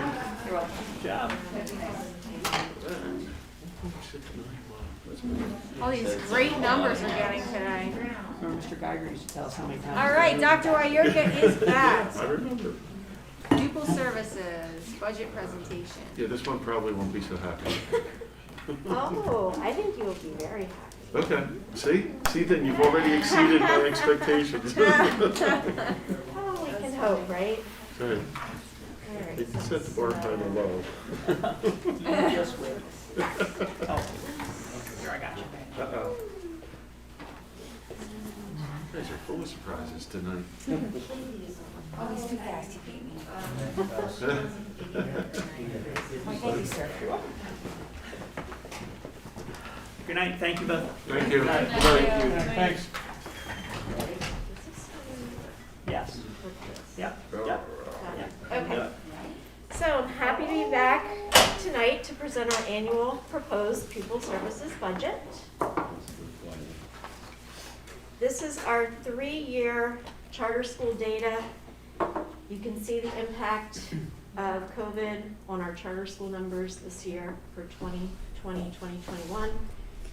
Numbers went up. And then we have our 3-year alternative education data, which is trending in the right direction. We want to see that number go down. So that number is going down. That's due to the concerted efforts towards more of a therapeutic approach to our student discipline and keeping students in schools. This is data on, 3-year data on students attending out-of-district placements and then attending BCIU placements. And I'm going to get a little bit more into this data later in the presentation. These are the current budget pressures. So we have increasing costs from IU and other placements, students with more significant mental health needs, and the charter school increases as a condition of the COVID.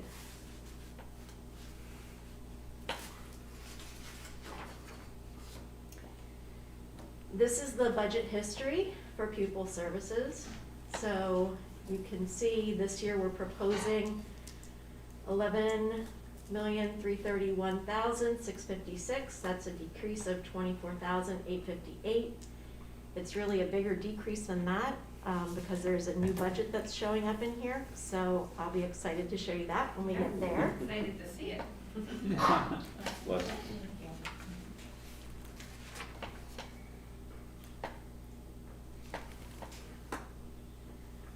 This is an overview of the 7 different budget series that fall into pupil services. So we have regular ed, special ed, homebound. You'll see the new one that we are just shifting from the high school into pupil services. And then we have pupil services, legal fees, and health services. So I'll go through each of those. This is our regular education series, which is here you can see the 3-year history, and again, the impact of COVID on the cost for students attending charter schools. So we do have a pretty significant increase here of $739,200. We are gonna work very hard to get those students back in district, but we still need to project for the numbers that we have right now. This is our biggest budget series, special education, 1,200. And you can see the list of all of the programs that fall under special education. You will see at the bottom, legal claims. So this portion of legal are the claims that we have related to settlements, not the legal portion that goes for our attorney consultation services, okay? So that's broken out differently. This is the budget history. And this is the exciting part that I'm happy to share. What we are proposing for this year.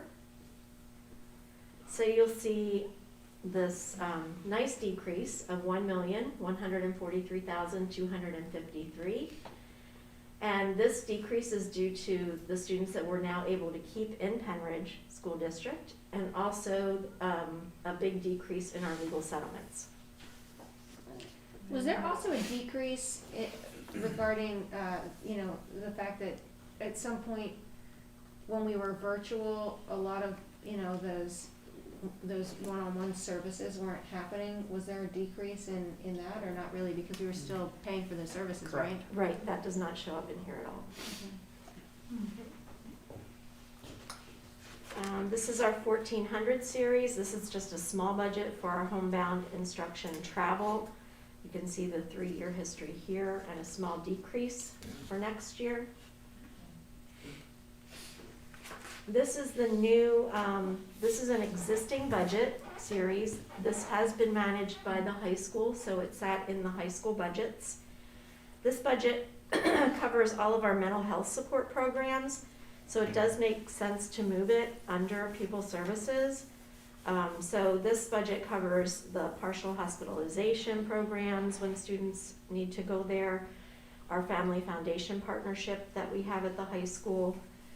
We have slots at CSF Bucksmont for some alternative education placements. So this is a new budget for pupil services, but it's just moving from the high school, okay?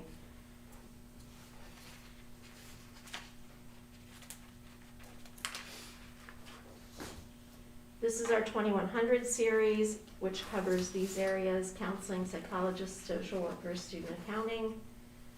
We have a 3-year history here, a small decrease. This budget contains things like books, supplies, travel for each of those areas that I showed. I'm wiping all these minuses. Now these are our legal fees. This is the section, this is the 2300 series. Remember in the 1200 special education, we had the legal settlement numbers were in there. These are the fees that we pay to Sweet Stevens, Katz and Williams firm. So these are direct fees that we pay for pool counsel. There's a decrease here because we are better utilizing that pool counsel. Our pool counsel cost is $12,000 annually. That has been the rate since I started here at Penridge, so they have not increased our rate at all over the last 3 years, and again into next year it maintains. And what the pool counsel 12,000 covers is legal advice, emails, and then we get 6 full days of training from Sweet Stevens for that cost. But what we do with those 6 days is we break that down into a monthly consult with Tom Warner. So he comes on site and consults with us for student-specific cases. So we save our questions for that time so we don't incur additional costs in sending those questions outside of our pool counsel time. So in addition to the 12,000, we do have some extra costs when we do have a settlement that he needs to draft or other litigation areas if he needs to attend an IEP meeting or something like that. So we've been really doing well at being able to decrease this number here. The 2400 series are health services. This stays pretty standard. This budget really is for our health supplies across the district, so we don't really see the need for an increase for next year.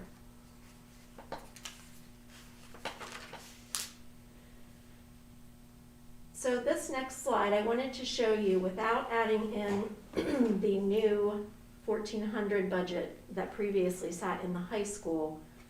This is what we would have had in savings, $435,858.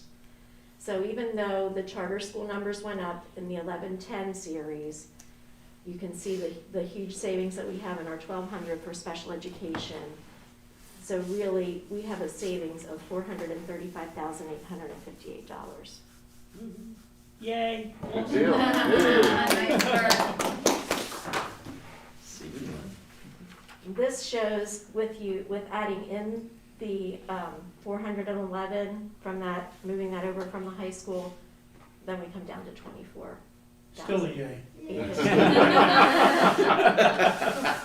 Still, I'll take it. it's a big deal. We'll take it. It's a Exactly. team effort. Excellent. Okay, so this is the really exciting part, okay? This is the part I'm excited about. So where are we going?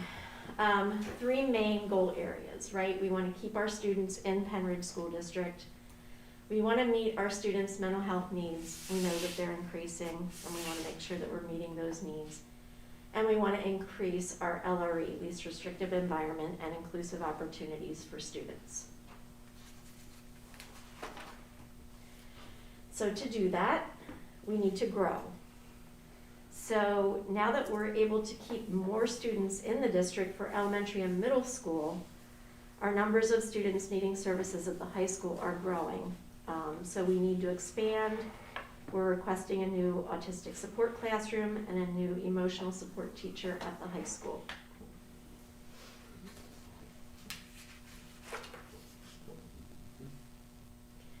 We're going to request, because we have 7 students that are currently out of district in the middle school that require more intensive autistic support services.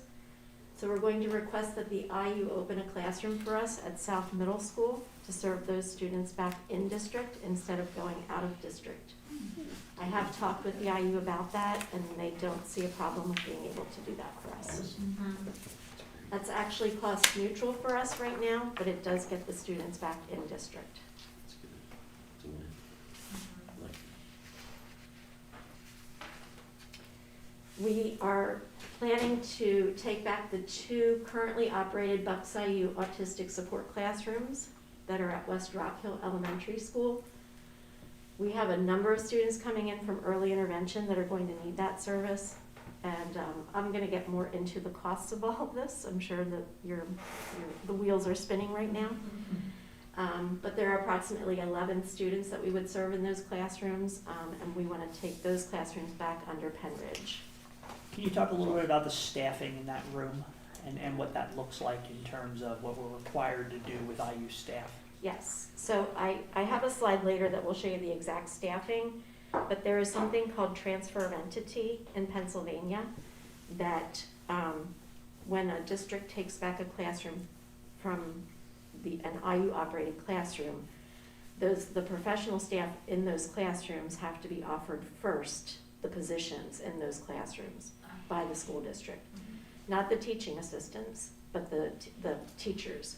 So there are 2 current teachers in those classrooms, and we do know those teachers, and we'd be happy to have those teachers if they would want to come. So they would have the right to refuse that offer of employment, and then we would post and hire for those positions. So I've talked with the IU about that as well, and they're preparing all of that paperwork with their business office, their HR office, and then it would come to our business office and our HR office. So they would just get absorbed under our contract and we would be their employer? Yes. Okay. Then we have students that attend Bucks IU multiple disabilities support classrooms, and there are 6 students in those classrooms. We would like to talk with those families and recommend that they consider letting us serve those students in our Penridge Life Skills classrooms. Those classrooms provide more engagement and interaction from peers and more opportunities for inclusion than they would have in the IU MDS classrooms.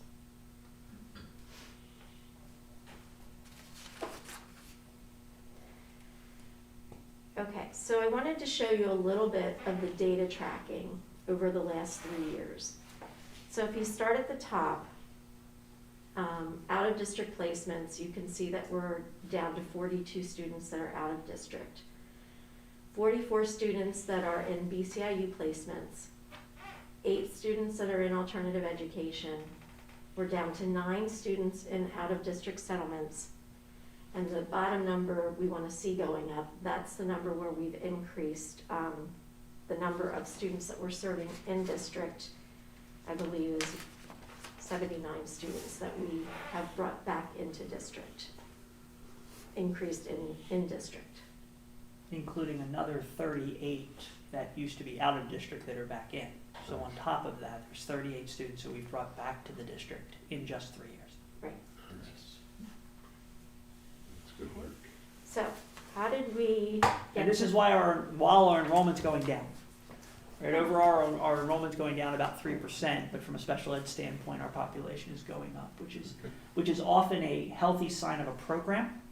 It's often in terms of families looking as they're locating, and if you've got a student who needs services, to look at the district and what they provide. And so there has been some real positive news about how Penridge is being viewed in this area. Well, and I think, there was the whole debate, I should watch how I say this, they don't take a clip of it out of context, but there was a whole conversation about school, there would be more room in the schools, that's how I'll say it, there was gonna be more room. And this is a great way to utilize it by bringing some of our kids back and, with that enrollment dropping, it gives us the opportunity to be able to do a lot of these things that we might not have been able to do before if we didn't have the space. So how did we get here? I wanted to put a slide in here to thank all of you, because this past year, you allowed us to do some new programming. So this is a summary of the programs and staffing that you supported for us to add during this current school year. So we added 4 new programs and 12 new positions. That was for this year. And then this is a summary of what I just talked about that we would like to add for the 21-22 school year. So this is an additional 4 programs and 11 new positions. So if we are approved to move forward, then that would mean that within a 2-year period, we've added 8 new programs and 23 new positions under Pupil Services, Special Education. So now I'm sure you're wondering, what's this gonna cost? What is, Henridge BCBA? Right, that was last year, we posted for 3 board certified behavior analysts. Oh, right. We were able to hire 1, we still have 2 open positions, so we're hoping now with the new round of postings, we'll be able to get those 2 hired.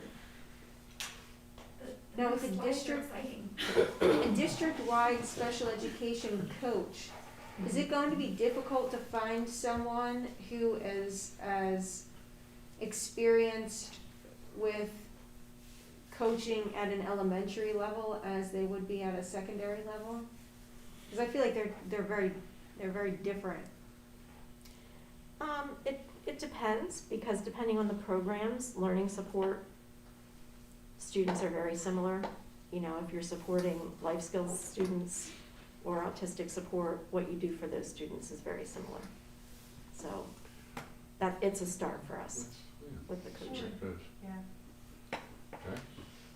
Okay. So we're going to need some additional positions to support the expansion that we had last year and then into this year and then into next year. So we're going to need another special education supervisor. You saw the special education coach. We're going to need to increase, we have a 0.5 speech therapist that we would increase another 0.5 to make her a full-time speech therapist. And then we're proposing an assistant principal for athletics and additional pupil services support, which would be that last position. Some of the responsibilities that we've identified are athletic director. One of the things that you'll start to hear more discussion about, we're going to start planning for what we're calling the Penridge Academy for Student Wellness. Mm-hmm.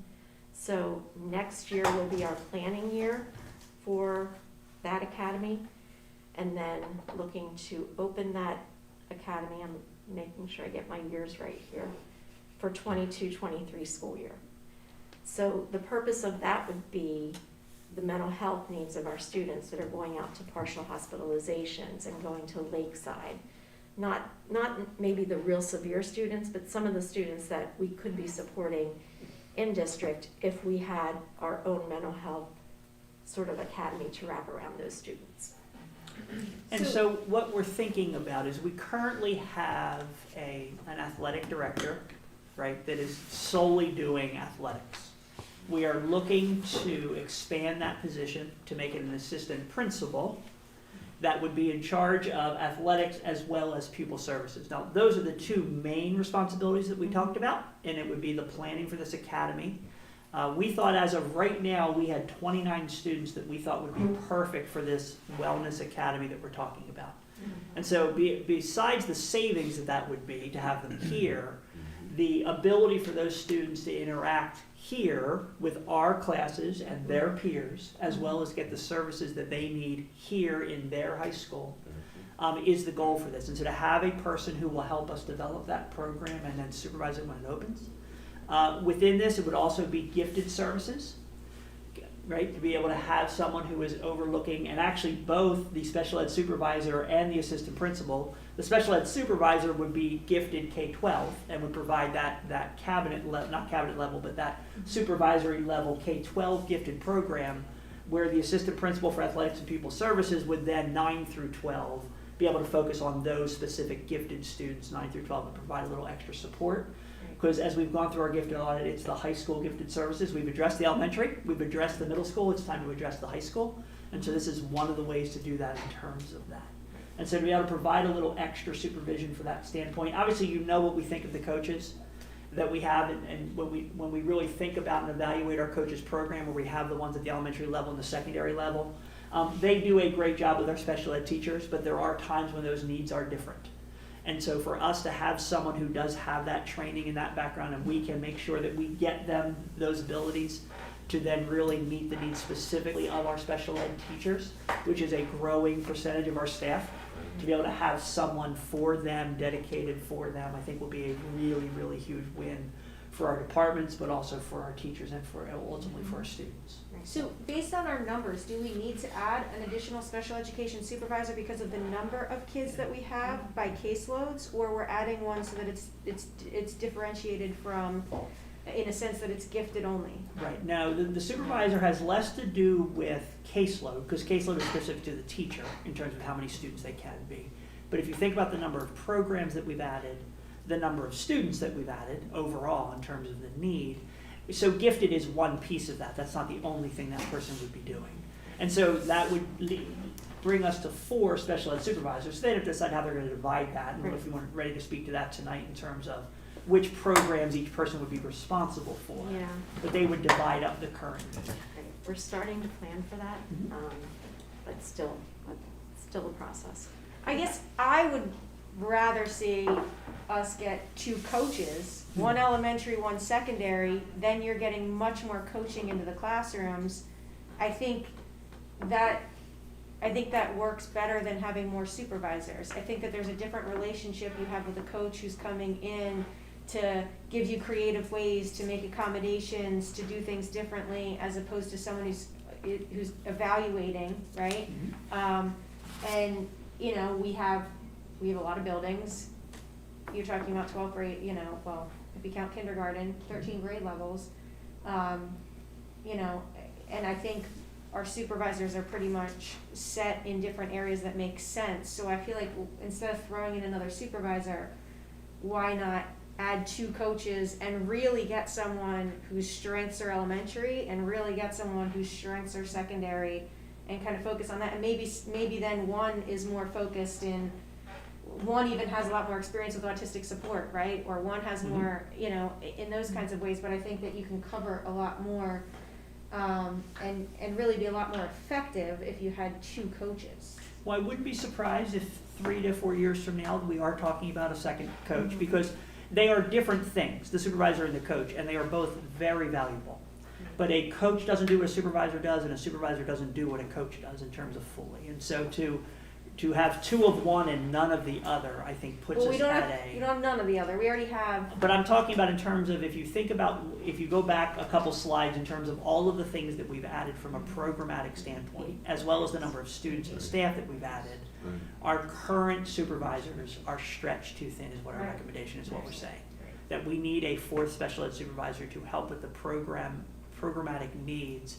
And they do support classrooms. They are in classrooms all the time, so they do some of that coaching. But then to also have a coach who then is able to help through professional development and work with our teachers, much like our elementary and our secondary coaches.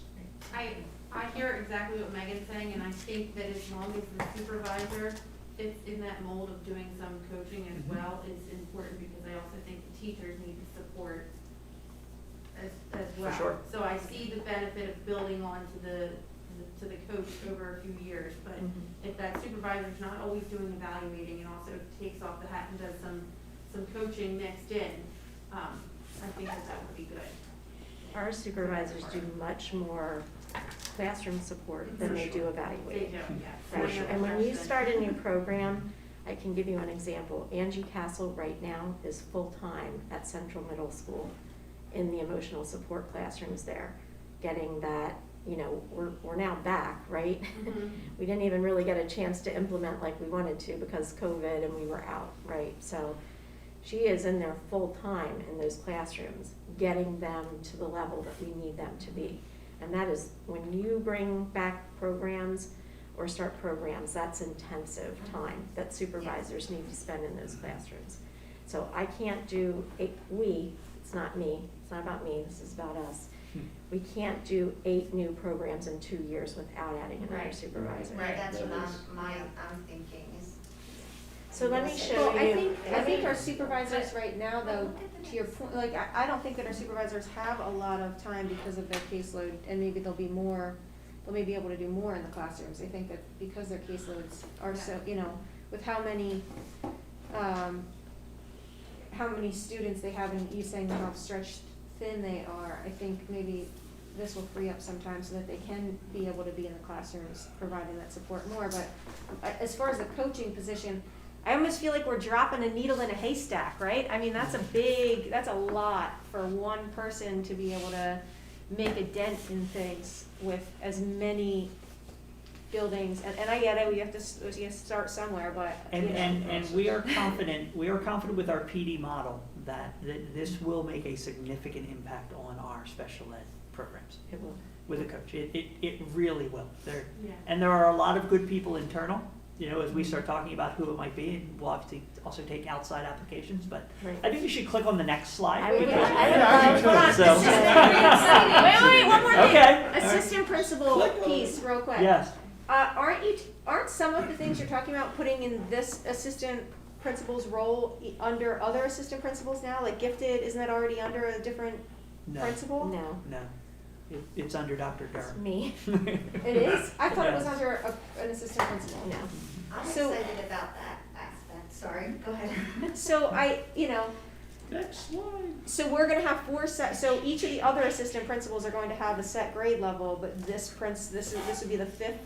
Correct. And there is a reason we're calling it an assistant principal and not a house principal. They would not be responsible for a class. Now, they would have some supervisory responsibilities, right? Probably around health and PE, depending on what their certification is. The coaching piece would be able to commit a little more time to PD for coaching and things like that in terms of their responsibilities. But also, we do feel as though, because obviously our athletic director is a full-time position right now. And we really feel as though we can find some time in that position by bringing in an assistant principal that is able to do that position and still do that well, but also contribute to some of these other areas that we really see as growth areas. Our Academy for Student Wellness, or whatever we end up calling it, that's at least the project right now. And whether it open a year from now or whether it open 2 years from now, because Dr. Durr is always way more aggressive than I am. I always say 2 years, and then if it opens in a year, everybody's happy. For us to be able to think about how we can really provide, we have some really good people in-house who are servicing some of these students right now. So to really to capitalize on them and provide that right here, not only will it be a money savings, but it will be a significant impact for our students and our program. What does that look like? Is that a separate class? Is that something that's getting pushed into the class? So What does that Wellness Academy look like? Yeah, it would be whatever those students need. And so for the most part, those students academically are fine when they are well enough to perform academically.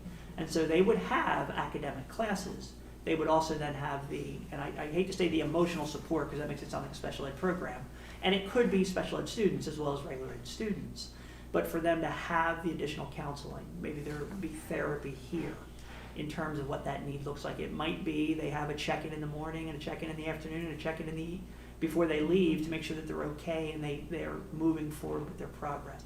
It would be very individualized. We think that we could pretty easily service 30 to 50 kids within this academy without a whole lot of additional staffing. There would need to be some. A year from now, we'll be showing things on a slide that if we're opening in terms of what is a bare bones getting this started, but we have strong counselors, right? We have strong crisis workers. We have strong psychologists. So we have people who are going to add to this program. And it will be full-time if the kid needs it that day, right? But most days the student would not need it full-time, and so they would get what they need. But it would be housed here so they can. So if they're having a bad time in third period, they can come back and then go back for fourth period. So when you talk about a skill set of wellness and gifted and athletics, right? Some of those don't necessarily fall into the same category for me, but what are you going to be looking for someone with a special education background? Because when you're talking about gifted and you're talking about wellness, someone with a background in those areas, since that seems, you know what I mean? I'm just curious what kind of we're going to look for a strong leader who can build a program, right? Because the doing of the work will not be the assistant principal, right? The assistant principal will help develop it and will help supervise it and then will help support the work that's being done, much like a house principal, right? Doesn't have to be an expert in every content area to be able to help a content area in terms of the classroom teacher. And so for the assistant principal to do that. So we're gonna look for a strong leader. And again, we have some internally, and we'll also obviously need to add a body, so we'll look beyond that in terms of externally as well and see who the best candidate is for that. And I'm sorry, I have one question about Yeah. the Wellness Academy. We'll probably go off topic a little bit from this, but, how fluid is that for students to come in and out? Like, I know that we're looking to keep some kids in-house in the district, but what about something that is a student that's not identified right now, but has some sort of a crisis situation their sophomore year? Certainly. Is it, that's something that's a little bit more in-depth, obviously, than what our counseling program is? Correct. They would Correct. get pick-up services. Right. So We it's not can't just right about- now service all of our students here. Mhm. This will not be the thing where every student this would be appropriate for. Mhm. But there is a grouping of students that this will be appropriate for, that we really think that we can Right. target. It will not preclude the need for temporary or even year-long placements out of district. Like that, those numbers about the outside placements is not gonna get to zero, right? That is always going to be appropriate for some students for various reasons, so. And I think it's going to be great because it's going to catch students that otherwise might, they won't fit into certain categories, but in the way I'm thinking of it, it's going to catch kids that, you know, you couldn't find a place for otherwise, but it's going to tailor a program to them. Like you said, since it will keep them here, there's so much value to keeping them amongst their own Sure. peers. So I appreciate the effort. There's a surprise on the So last. let me go over the costs. Yeah. Look at We that. didn't even get their costs yet. There you go. Okay. That's exciting. Involved. So let me start at the top. We're going to be saving, well, okay, I have at the top our original IU budget. And then by making some of the changes with the IU services, what our new IU budget is going to be. Then you see our total PSD Penridge savings. But obviously we have our new costs, okay? So, for example, the 2 IU classrooms at West Rock Hill, that costs us $737,766 for the students that are being served in those 2 classrooms. We can operate those same 2 classrooms for $304,152, I like that. okay? The IU speech services, that's the addition of the .5 speech therapists, new cost. The students that are in MDS classrooms, there's no additional staff needed for those students. So that's a total savings right there if those students come back. This one I didn't talk about previously. We're always monitoring our teacher caseloads. So we have low caseloads at Sellersville, which means we're going to be able to shift some teachers around, and we'll be able to save on the Wilson instruction that we're paying some of that instruction to the IU by having one of our own Wilson certified teachers provide across elementary schools, so that you'll see that savings there. The new AS classroom teacher at the high school costs, the new emotional support classroom at the high school, those costs, the special ed coach, the new supervisor, and then the assistant principal position, there's an offset because there's already money budgeted for the athletic director, so that's why that cost is $44,474. So you can see our total savings and then our new costs, and then at the bottom, you can see it's actually a savings for us. How difficult is it to certify someone to be a Wilson instructor? Because I know that's something that we use a lot for kids with, with dyslexia and other special needs, and I think it's definitely, it's great that we're gonna have our own person here, but it would be nice if we could even get more training across the district with other individuals. We do have the year before I came, I think we have 10 teachers that are trained Wilson instructors. But with scheduling and all of the other students that they need to serve, and how the Wilson students need to be served, we can't necessarily always make that work, so we've had to reach out to the IU. So, but we've So actually. this would be a person who's dedicated specifically to doing Wilson Yes, instruction across the yes, district? they would travel to the elementary schools, yes. Mhm. So do we currently then have someone who's trained at each elementary building if we have? No. No? And that $456,000 savings is on top of the $435,000 savings in the original budget. Like, that is not; those are not the same number. Okay. This information, these were recommendations, which means we did not Right. work them into the budget. We would work them into the budget with your approval as you think about these positions. So I got two questions. Yeah. So first question is, the savings that we're seeing for the classrooms and the students, are they hard savings or are they if-then? Are they, I'm guessing, is it real savings or is it if we do this, then we'll see the savings? Or we may not get all of those students? So, like the Bucks IU MBS Right. students move to life skills. Yeah. That there would be conversations with those. Is it 6 families, 7 families? Mhm. How many? Uh, Well, okay, so let's say it's Whatever 7 the number, families. yeah. There would be conversation with those 7 families because obviously if we are changing their programming, now we think it's a benefit for the students and for the families, and so Right. we do. Now, but you're right, if only 6 of them come, Right. we'll have to figure out that 7th student's placement. Okay. And so it may not And that- be the that- entire that- $418,000 of savings. Okay, Now, the 2 IU classrooms at West Rock Hill, that is pure savings. Okay. Right? That, because those programs and the equipment's already been put in place. And that's why. It's not because the IU costs that much more to run a program, but the equipment is already there, Right, And so right. we keep it. And so from a staffing standpoint, we obviously have efficiencies of scale Gotcha. and staffing and that Okay. standpoint. So that savings would be pure savings, that $400,000 savings there running the program. Is Gotcha. because those students, those programs would come back. Those students would be there They're and just be there our anyway. teachers instead Right, of right. theirs. Okay. Yeah. All right, second question is the new costs for the added teachers, is that fully burdened? Yes, Okay, and that's why the numbers are. okay. Yep. Those are the numbers that Mr. Galbert works into a position making sure. for Yep. teachers or for, So would the teachers that would be, if they were getting absorbed to Penridge, would they be pretty equivalent as far as their compensation from what they were getting? Are we pretty as similar they as move far over as to their the teacher's scale? contract, right? The IU staff, in terms of them coming over. Based on their experience, we put them on step where they belong. Okay. So their compensation would be similar? Is that fair to say? Lateral, pretty Okay. much. I didn't yeah. know if that was built into that number of the, you know, if that impacted the savings or not, if our contract rates are different than Cool. that. No, I like this. That's great. Like to see students coming back. Mhm. Yeah, it's a big deal. Okay. It is Well huge. done. So, Thank you, thank you. Thank you. thank you. Good job. Thank you. Thank you, Dr. Kerr. Thank you. Thank you. Thank you very Thank much. you, Dr. Harris. I almost wanna clap. Yeah. I'm gonna clap.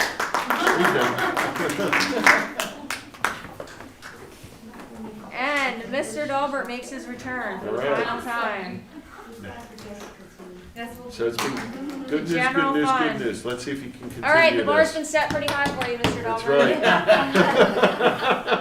right. He did get that one joke in there, so. I'm ahead of schedule. Exactly what I'm thinking, Sean. All right. Does anybody need a break before we start? Good. Good? No. Yeah, you Hey, can see. let's go ahead. Good. Well, they're not done They anyway. can, right, they're just going right there, so. Okay. Yeah. Keep All going. right, so first look at the 21-22 budget, goals for the budget presentation. Take a look at the calendar like we do every year. Take a look at our revenue, expense, and expense history, the actual one index, the impact on the tax rate that it provides. 21-22 revenues and expenditures, where we're at right now. Our fund balance review, what the retirement cost information is, and define a path moving forward once we get to the end. Act 1 timeline, as you know, back in October, we passed the resolution, so we got to skip a lot of stuff. We said we will not raise taxes any higher than the index, which is 3%. Aw, some of our newbies don't know how exciting it is to sit through those long meetings every single month that we got to skip. No, we're happy. This is the Sean's done. So the calendar, budget timeline for this year, our first big date was January 6th. We put everything out to the department heads and the principals, I think November 9th, and we gave them to January 6th, gave them a lot of time through the holidays and so forth to enter the budgets into the system. Once they got their budgets into the system, we took over. As you know, we then have a department meeting with every one of those, Dr. Bolton, myself, Amy, our director of finance. We sit down with everyone and we go through their budgets. We did that process. Anything you see that I marked skip means that it had to do with Act 1 and we didn't have to do it. Okay, this whole next line, this is what you're talking about, Megan. That's all stuff you didn't have to do. All good stuff. Here we are on March 8th, so for your first look at the budget. Other things there that we get to skip because we're not doing Act 1. We'll come back again on April 12th, give you another look at the budget. We get to May, we get another look at the budget. Your first chance to approve the budget is May 10th. Yep, and then we move into June, where you have to approve the budget twice, according to school code. And then you will approve the budget for the final time on June 14th. And we will work really hard to get our tax bills out by July 1st. So, revenue and expense history, you see this slide each year. 1920, we ended the year with about $1.5 million surplus. And if you remember, we put that into a fund balance account, set it aside, because we knew what was going to happen this year with COVID. In case we needed it, we have that little cushion there.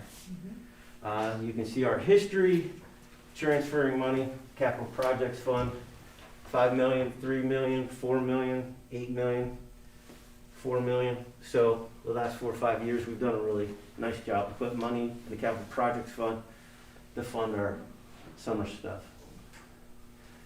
Just because you guys know I'm a geek and I like stuff like that. So revenues and expenditures. Act 1 index, tax rate impact. Median assessed value for property in Penridge, the tax bill is about $4,229 on the median assessed property. The Act 1 index allows us 4.05 mils. What that impact is on the median property is about $127. If we raise taxes to the index, it would be about $127. I would generate $2.5 million in additional revenue for the school district. Revenue to expense summary. Here's where we're at right now. With our first run of revenue, we are just a little bit under current year budget, negative 0.337. I'll show you where that impact is and what's causing us to be actually lower in a budget year, budget to budget and revenue. Usually that does not happen in Penridge, but it is budget to budget. And I'm trying to be conservative, but I'm also trying to be realistic of what's happening. Our expenditures right now, we're up 1.001%. That is the smallest increase in expenditures that I brought a budget to you in my time here at Penridge. So we tightened the budget. We tightened the belt right off the bat this year. And it really had a lot to do with our meetings with principals, department heads. The message went out early from Dr. Bolton, what kind of a year it was going to be, and our people responded in their request for their budget. So right now, we're about $1.9 million to the deficit, impacted by that revenue loss. So, but there is a path forward, and we'll go through that. So it's not that terrible. We've been in worse situations. It'll get better. It's going to get better. It'll get better. Yep. Okay. Local revenue. Here's where the real impact. 108.4 million to 107.7 million. State revenue 34.4 to 34.7. The state revenue increase it's driven by Social Security and retirement. The reimbursement goes up. So as our costs go up, the reimbursement goes up. That's really where that's driven out. Federal revenue, we plug in 825 each year. And now you can see where we're at for revenues. So here's where we're hurting on local revenue. Right there. Interest earnings. Our interest earnings have went from $1.8 million to $1.25 million last year actual. And next year we're going to budget $150,000. That's about what we're going to get this year. We've lost that much money in interest earnings over the last 2 years. That is a lot of teachers right there. It is. This 305,000 adjustment in delinquent taxes is just, I'm just adjusting the budget number to what we're actually receiving. Our assessed value continues to grow. Yeah. That is just assessed value growth, 316,000 more in real estate taxes, so that's positive. Here, the Act 511, that is our earned income tax revenue. Again, continuing to grow.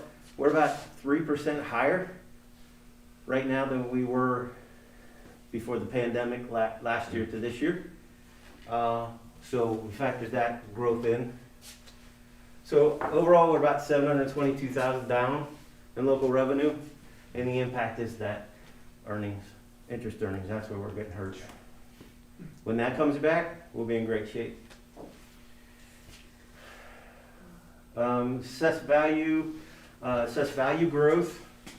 We went from 637 million in assessed value in 18-19. That was our actual, and right now we're budgeting at 655 million. That is the latest assessed values that came out from the assessment office from the county. So we are budgeting about 83.4 million real estate taxes at our 97%. We're usually about 97.4 right now. At February 1st, we were 97.02, a little bit off, just a hair, but we're going to get close to 97.4 this year. So this is what the cost would be to the median assessed property if the district decided or needed to raise taxes, in this budget. The full Act 1 would be about $127. If it was just 1 mil, about 31. 1% would be about 42. 2 mils about 62, and 2% about $85. So that's the impact of those type of tax increases to the median assessed property. Okay, state revenue. What the state did last year after we finished the budget, they flat funded basic education funding back to the 1920 actuals. So our 11.5 is really going to be 11.4 this year. We're not going to get that $87,000, $89,000. Right now, budgeting no increase, and we'll talk about that a little bit later. Why budgeting no increase for state basic ed funding, special ed funding, budgeting back to our 1920 actual again. Transportation, budgeting to our 2021 budget. At this point, we are waiting for state reports to come through to give us a better idea of what our income for transportation subsidy will be this year, and then the state is going to actually match last year's this year because of COVID. So I'll know a little bit better when the next report comes out. We have a reduction of about $300,000 in that rental sinking fund payment. That's our reimbursement for our debt service payments. Next year, we're taking a big savings, about $1.5 million in our debt service because of the refinancing. So it knocks the revenue side down too. That's what that's for. And then our Social Security and our retirement subsidy coming back from the state will go up based on our salaries. And so that's what's driving out the $238,000 increase in state funding. But for the most part, it's those two items. So when we get some decent information from the state about funding this year, hopefully we're going to be in a position to make things better, because I haven't put any assumptions and I haven't assumed that anything's going to happen at the state level for us. Because I just don't think it's safe to assume anything right now. So this is the governor's budget address. So if there's anything that I want you to remember, is what I put in red at the bottom. Skip all those words, go right to the bottom. This is all really cool stuff, and it would be great for us, but it's really not likely to pass. But They call that a wish list. you call it, yeah. So really, when you think about what is proposed to happen is a $1.3 billion increase. $1.3 billion increase in basic ed funding. It'll redistribute the entire $6.25 billion right now, and they'll run it through the basic ed funding formula. So that's gonna make a huge shift. It's gonna shift $1.15 billion from 336 districts to 164 districts. Yeah. Go tell the state you like this plan because we're in the 164 districts, which means I was just having that conversation because I didn't expect us to be, but we are. we are because we are historically underfunded from the state. Yeah. Okay, based on how we compare to everyone else, Yeah. we're underfunded. And the other thing, when I was comparing that, I was kind of surprised about comparing districts. Our poverty rate is less than Quakertown's. I would have expected Quakertown to have a higher poverty rate than we did, which makes me even more confused about what the heck is going on with that STEP formula, but that's another issue. Not even our formula. Yeah.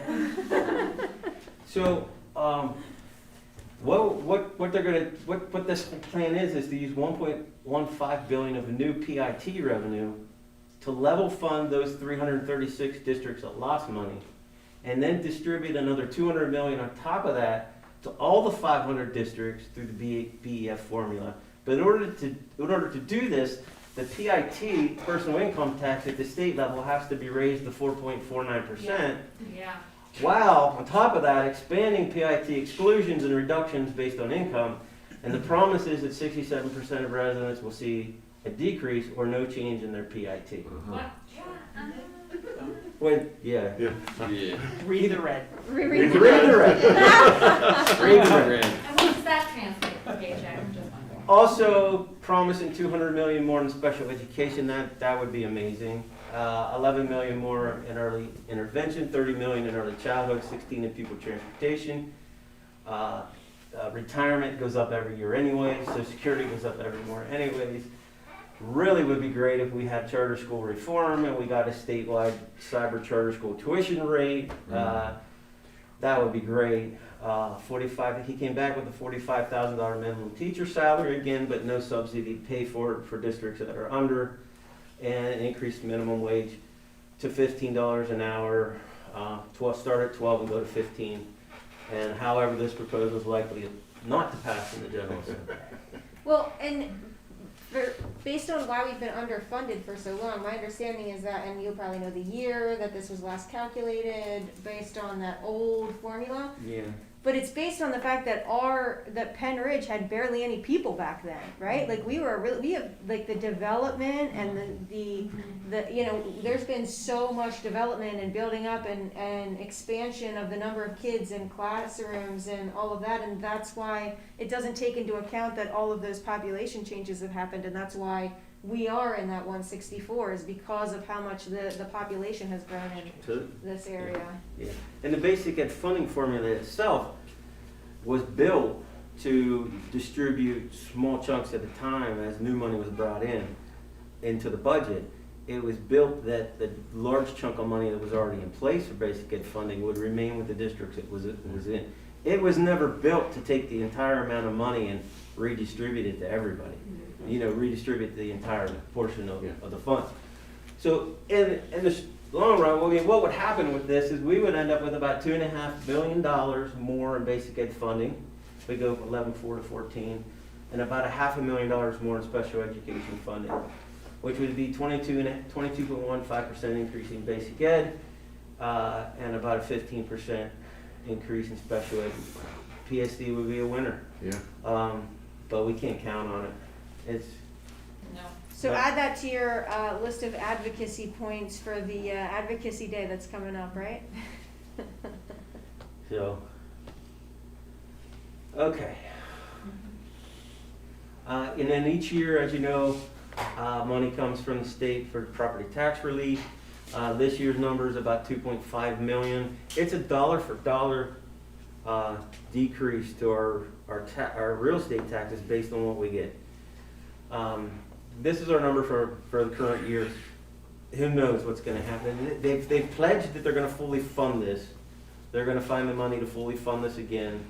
But gambling's not really happening that much. Right.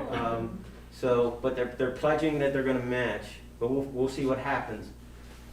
But anyways, this run drives out about $205 deduction for everybody, all of our taxpayers per homestead and farmstead. So if that money goes away, everybody's tax bill goes up by $205 just without us doing anything.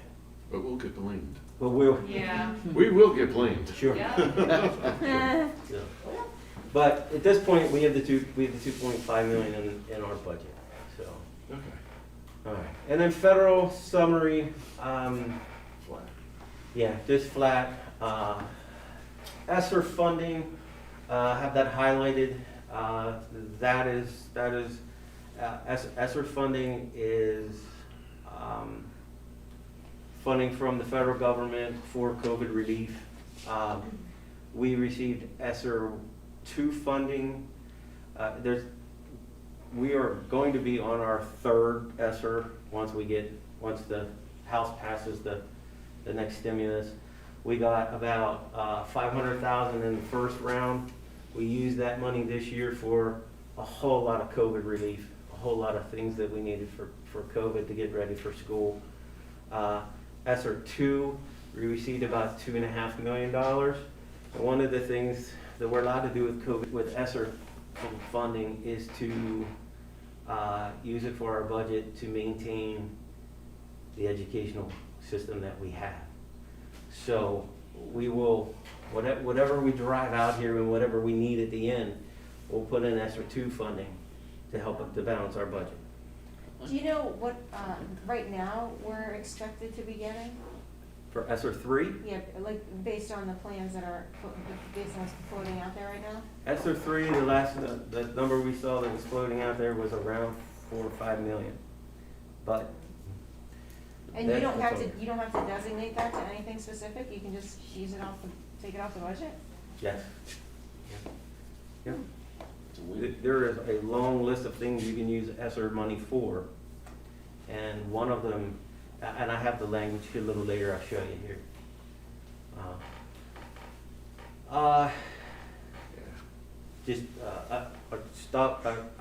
We'll get back to that. It's somewhere in here. But anyway, the next thing is to move into expenditures. If you remember, this is the description of our objects. We have objects and we have functions. Our objects, salaries, benefits, professional services, and so forth. These are our objects, expenditures this year. Total expenditures, again, $1.4 million increase. We're about $800,000 higher in salaries, about $2.2 million in benefits. Purchase services are down, relatively stable in purchase property services. Other purchase services are up, mainly driven by tuitions, and mainly driven by charter school tuition, cyber charter school tuitions, because of the increase. We're budgeting safely. We're budgeting that all the kids will remain there. We're hoping that COVID goes away, we get those kids back, but we're gonna budget that they're still gonna be in cyber charter schools, so that's where they're at right now. Reduction in interest, reduction in principal, that's our refinancing for the most part. And that's where it drives out the $1.4 million increase. So a lot of ups and downs, a lot of changes in the budget. Look at our benefits. Social Security and retirement driven by salaries. 1.2 million in medical insurance, prescription 267. We have not increased the rates. What we did in the current year budget was we reduced these by $1.25 million. $1.5 million. We reduced these by $1.5 million to balance the current year budget because the fund is so healthy. Okay. For this budget, what we're doing is trading off the reduction for 1 year in debt service and putting these back. Hopefully next year, when the debt service goes back up, we are able then to reverse that, put the debt service money back in, take that back out, and buy ourselves another year or two till we get to the debt drop. I like it. I like that idea a lot. I hope it works. There's no. Wait a minute, how many shells do you have? There's no red. There's no red. There's nothing red. Unlikely to happen. And if our interest starts going up too, that would Right. be even more of a bonus because, That you know, adds to it. obviously, we're hoping that that's going to start to go, Yeah. trend in the right direction. Trying to buy time to get there. Yeah. Yep. And the best news Oh, is, if you're wrong, what is it, we only have another year, like year or two after that, really. Yeah, So we're- that's not good there at all. He's not gonna be wrong. Not wrong. Sean's not wrong. Don't say that on camera. Wait, you said it, I just repeated it. Okay, alright. Okay, object summaries, again, yeah, I mean, look, salaries and benefits, that's where the big part, the huge part of our expenditures go to our people, to our our staff. So, you okay, Bill? I'm just trying to, is that 27 or 23%? 27 and 45. 82. Functions, each year you see these, how it's broken up, our expenditures broken up between our different programs. And again, you guys have all these, if you want to ask me questions or read them, send me questions, anything like that. I'm just trying to get you out of here before midnight. Okay, these are our expenditures broken into the functions. The first large group is our Dave, stop asking so many questions. our 1,000. So 1,100 is regular ed. So regular ed instruction, we have about $62 million in regular ed, about $25 million in special ed. That $90 million of our budget goes into instructional programs, and they're up about 2.1 million. So we are moving more money to instruction in our budget. As we budget, as we move each year, we continue to move more money to the classroom, and we continue to move more money away from areas that don't impact the classroom. Best answer. Yeah. 2000 series, these are our instructional support areas. You have pupil personnel.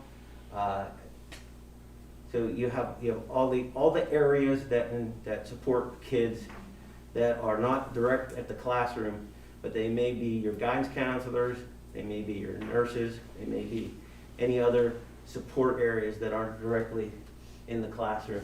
And the further you go down the list, the further they are away from the classroom. And then we spend about $42 million there. We're increasing about $841,000.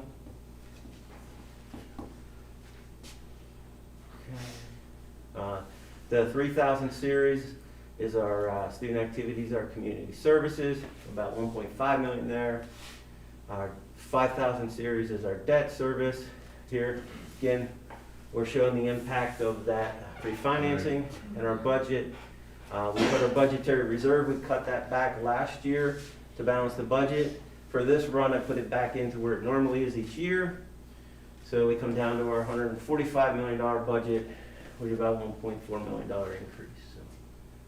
So that's the expenditures on the,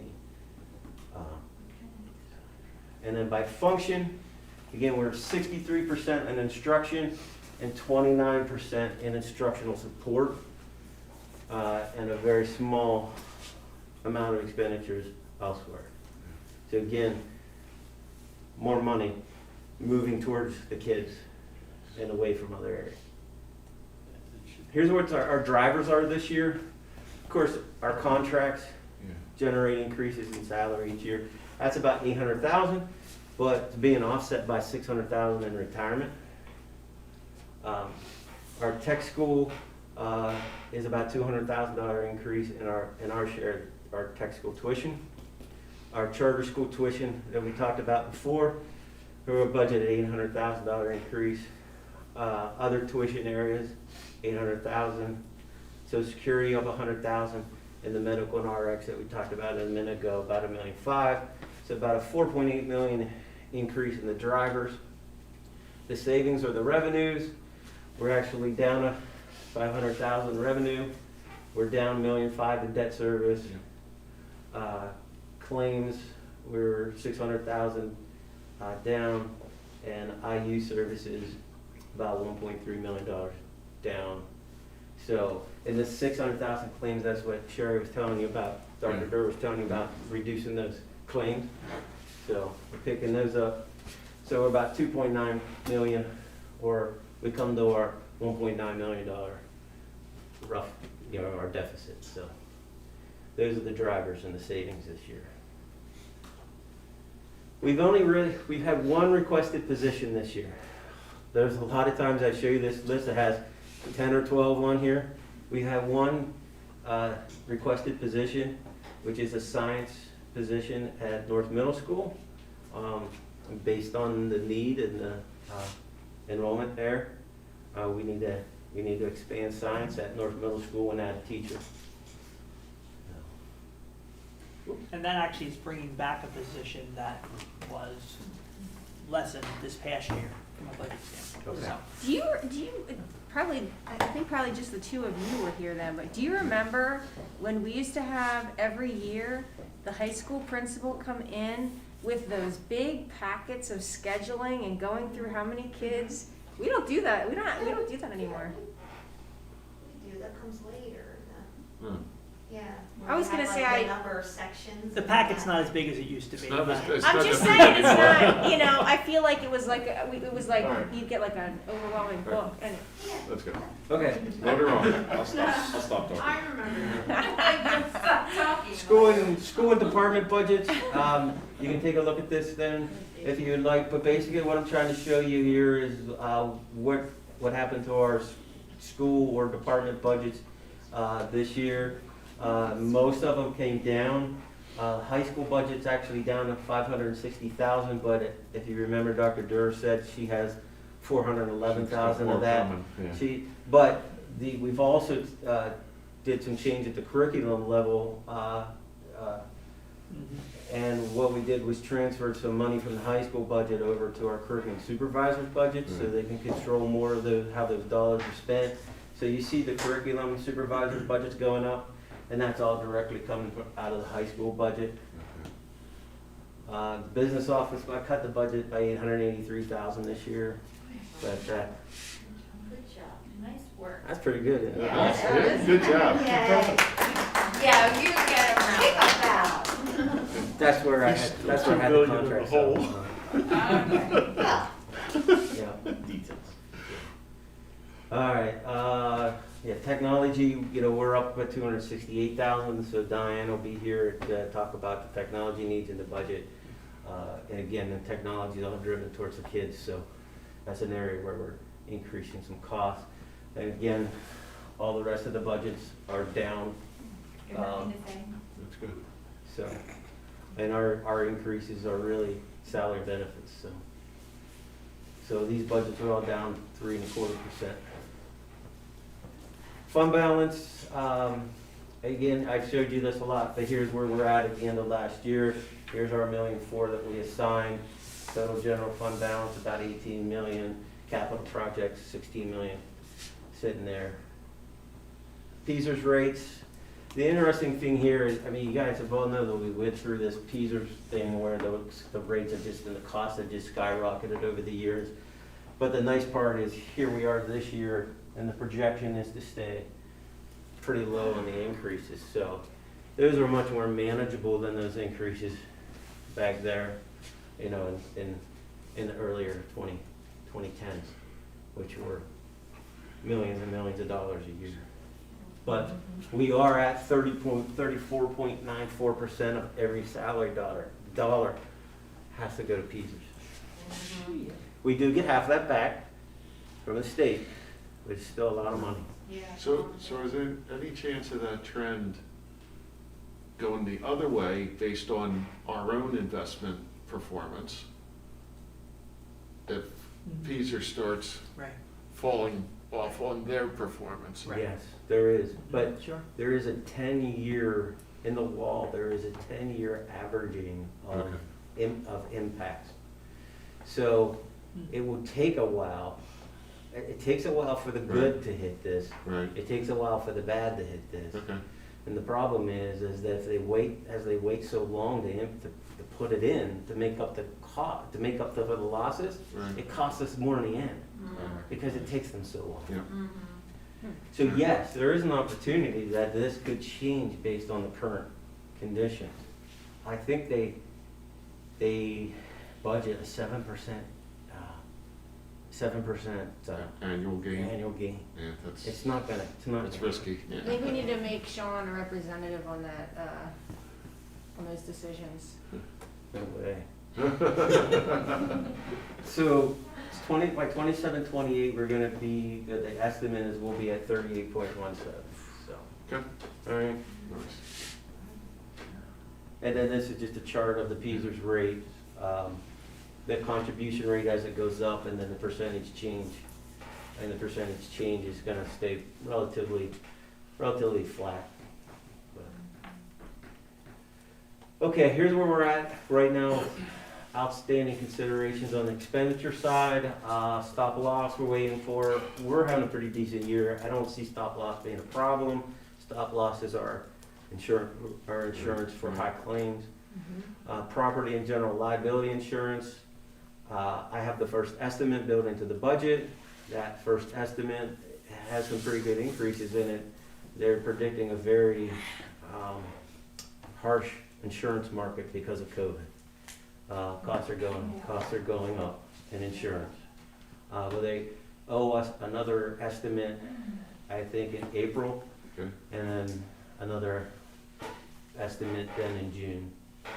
Or they'll tell us, where we're at in June. But school bus funding this year, as Jessica said, we have $500,000 in this year. We've reduced that. We've had $850,000 in each year since 16, 17. So thank you very much, Yeah. school board, for funding school buses for our kids Awesome. and what you've done. Amazing. The buses that we had when I got here, it's like, oh my, we need to do something, and the school board stepped up. They put money in the budget, and they've been doing a great job over there, making sure that our buses are much better Yeah. for our kids. The budgetary reserve, as I told you a little bit ago, we put that back to 337,000. Any more requested new positions if need be, or potential position reductions. Our assistant superintendents are still going through the process of determining what's needed for teachers, both at the elementary and secondary level. They could go up and down. Pupil services programs considerations. The $456,000 in savings that Dr. Durb just showed you is not in this budget. Oh, okay. It is not in my numbers. So Wow. if that plan is implemented, our deficit goes from $1.9 million to $1.5 million pretty quick. Okay. Okay? Okay. Over on the revenue side, the 21-22 governor's budget is not included in this budget. I have nothing in there. Okay? And then here's the part about utilizing the ESSER 2 funding, which is about $2.5 million. We will spend a part of that this year. We will spend, and then we will use what we need to balance next year's budget. And this is the language. Other activities that are necessary to maintain the operation of and continuity of services in local LEAs and continuing to employ existing staff of the LEA. Basically, it means you can use the money to keep doing what you have been doing and maintain your educational programs. Nice. And that's our plan. I like Okay? Okay. And That's your 3. Yeah. the next one is what happens with the state budget and potential legislation for ESSER 3. So ESSER 3 may become our savior for the next year's budget. Cool. So, Remind me again, did you say it was 10 million? No. the last one we saw was between 4 and 5 million, but we haven't been given an exact. Awesome. Great. It's a Awesome. great Thank first you. look, Thank yeah. you. Thank you, Sean. Great. Thank you so much. You're welcome. Thank you. All right, so any public comment? There have been 2 public comments that have been submitted during the meeting. The first is from John Wilson of Bedminster Township. What happened to the educational equity policy that was on the agenda for the policy committee tonight? Are you okay if I answer them as we go? Sure. Okay. Mr. Wilson, the feedback from our solicitor was not finalized in time for us to have a discussion of that policy in the meeting, and so we obviously want to make sure that our solicitor has seen that policy, and once we have that feedback, we will move forward. The last one is from Nicole Pisano of Hilltown.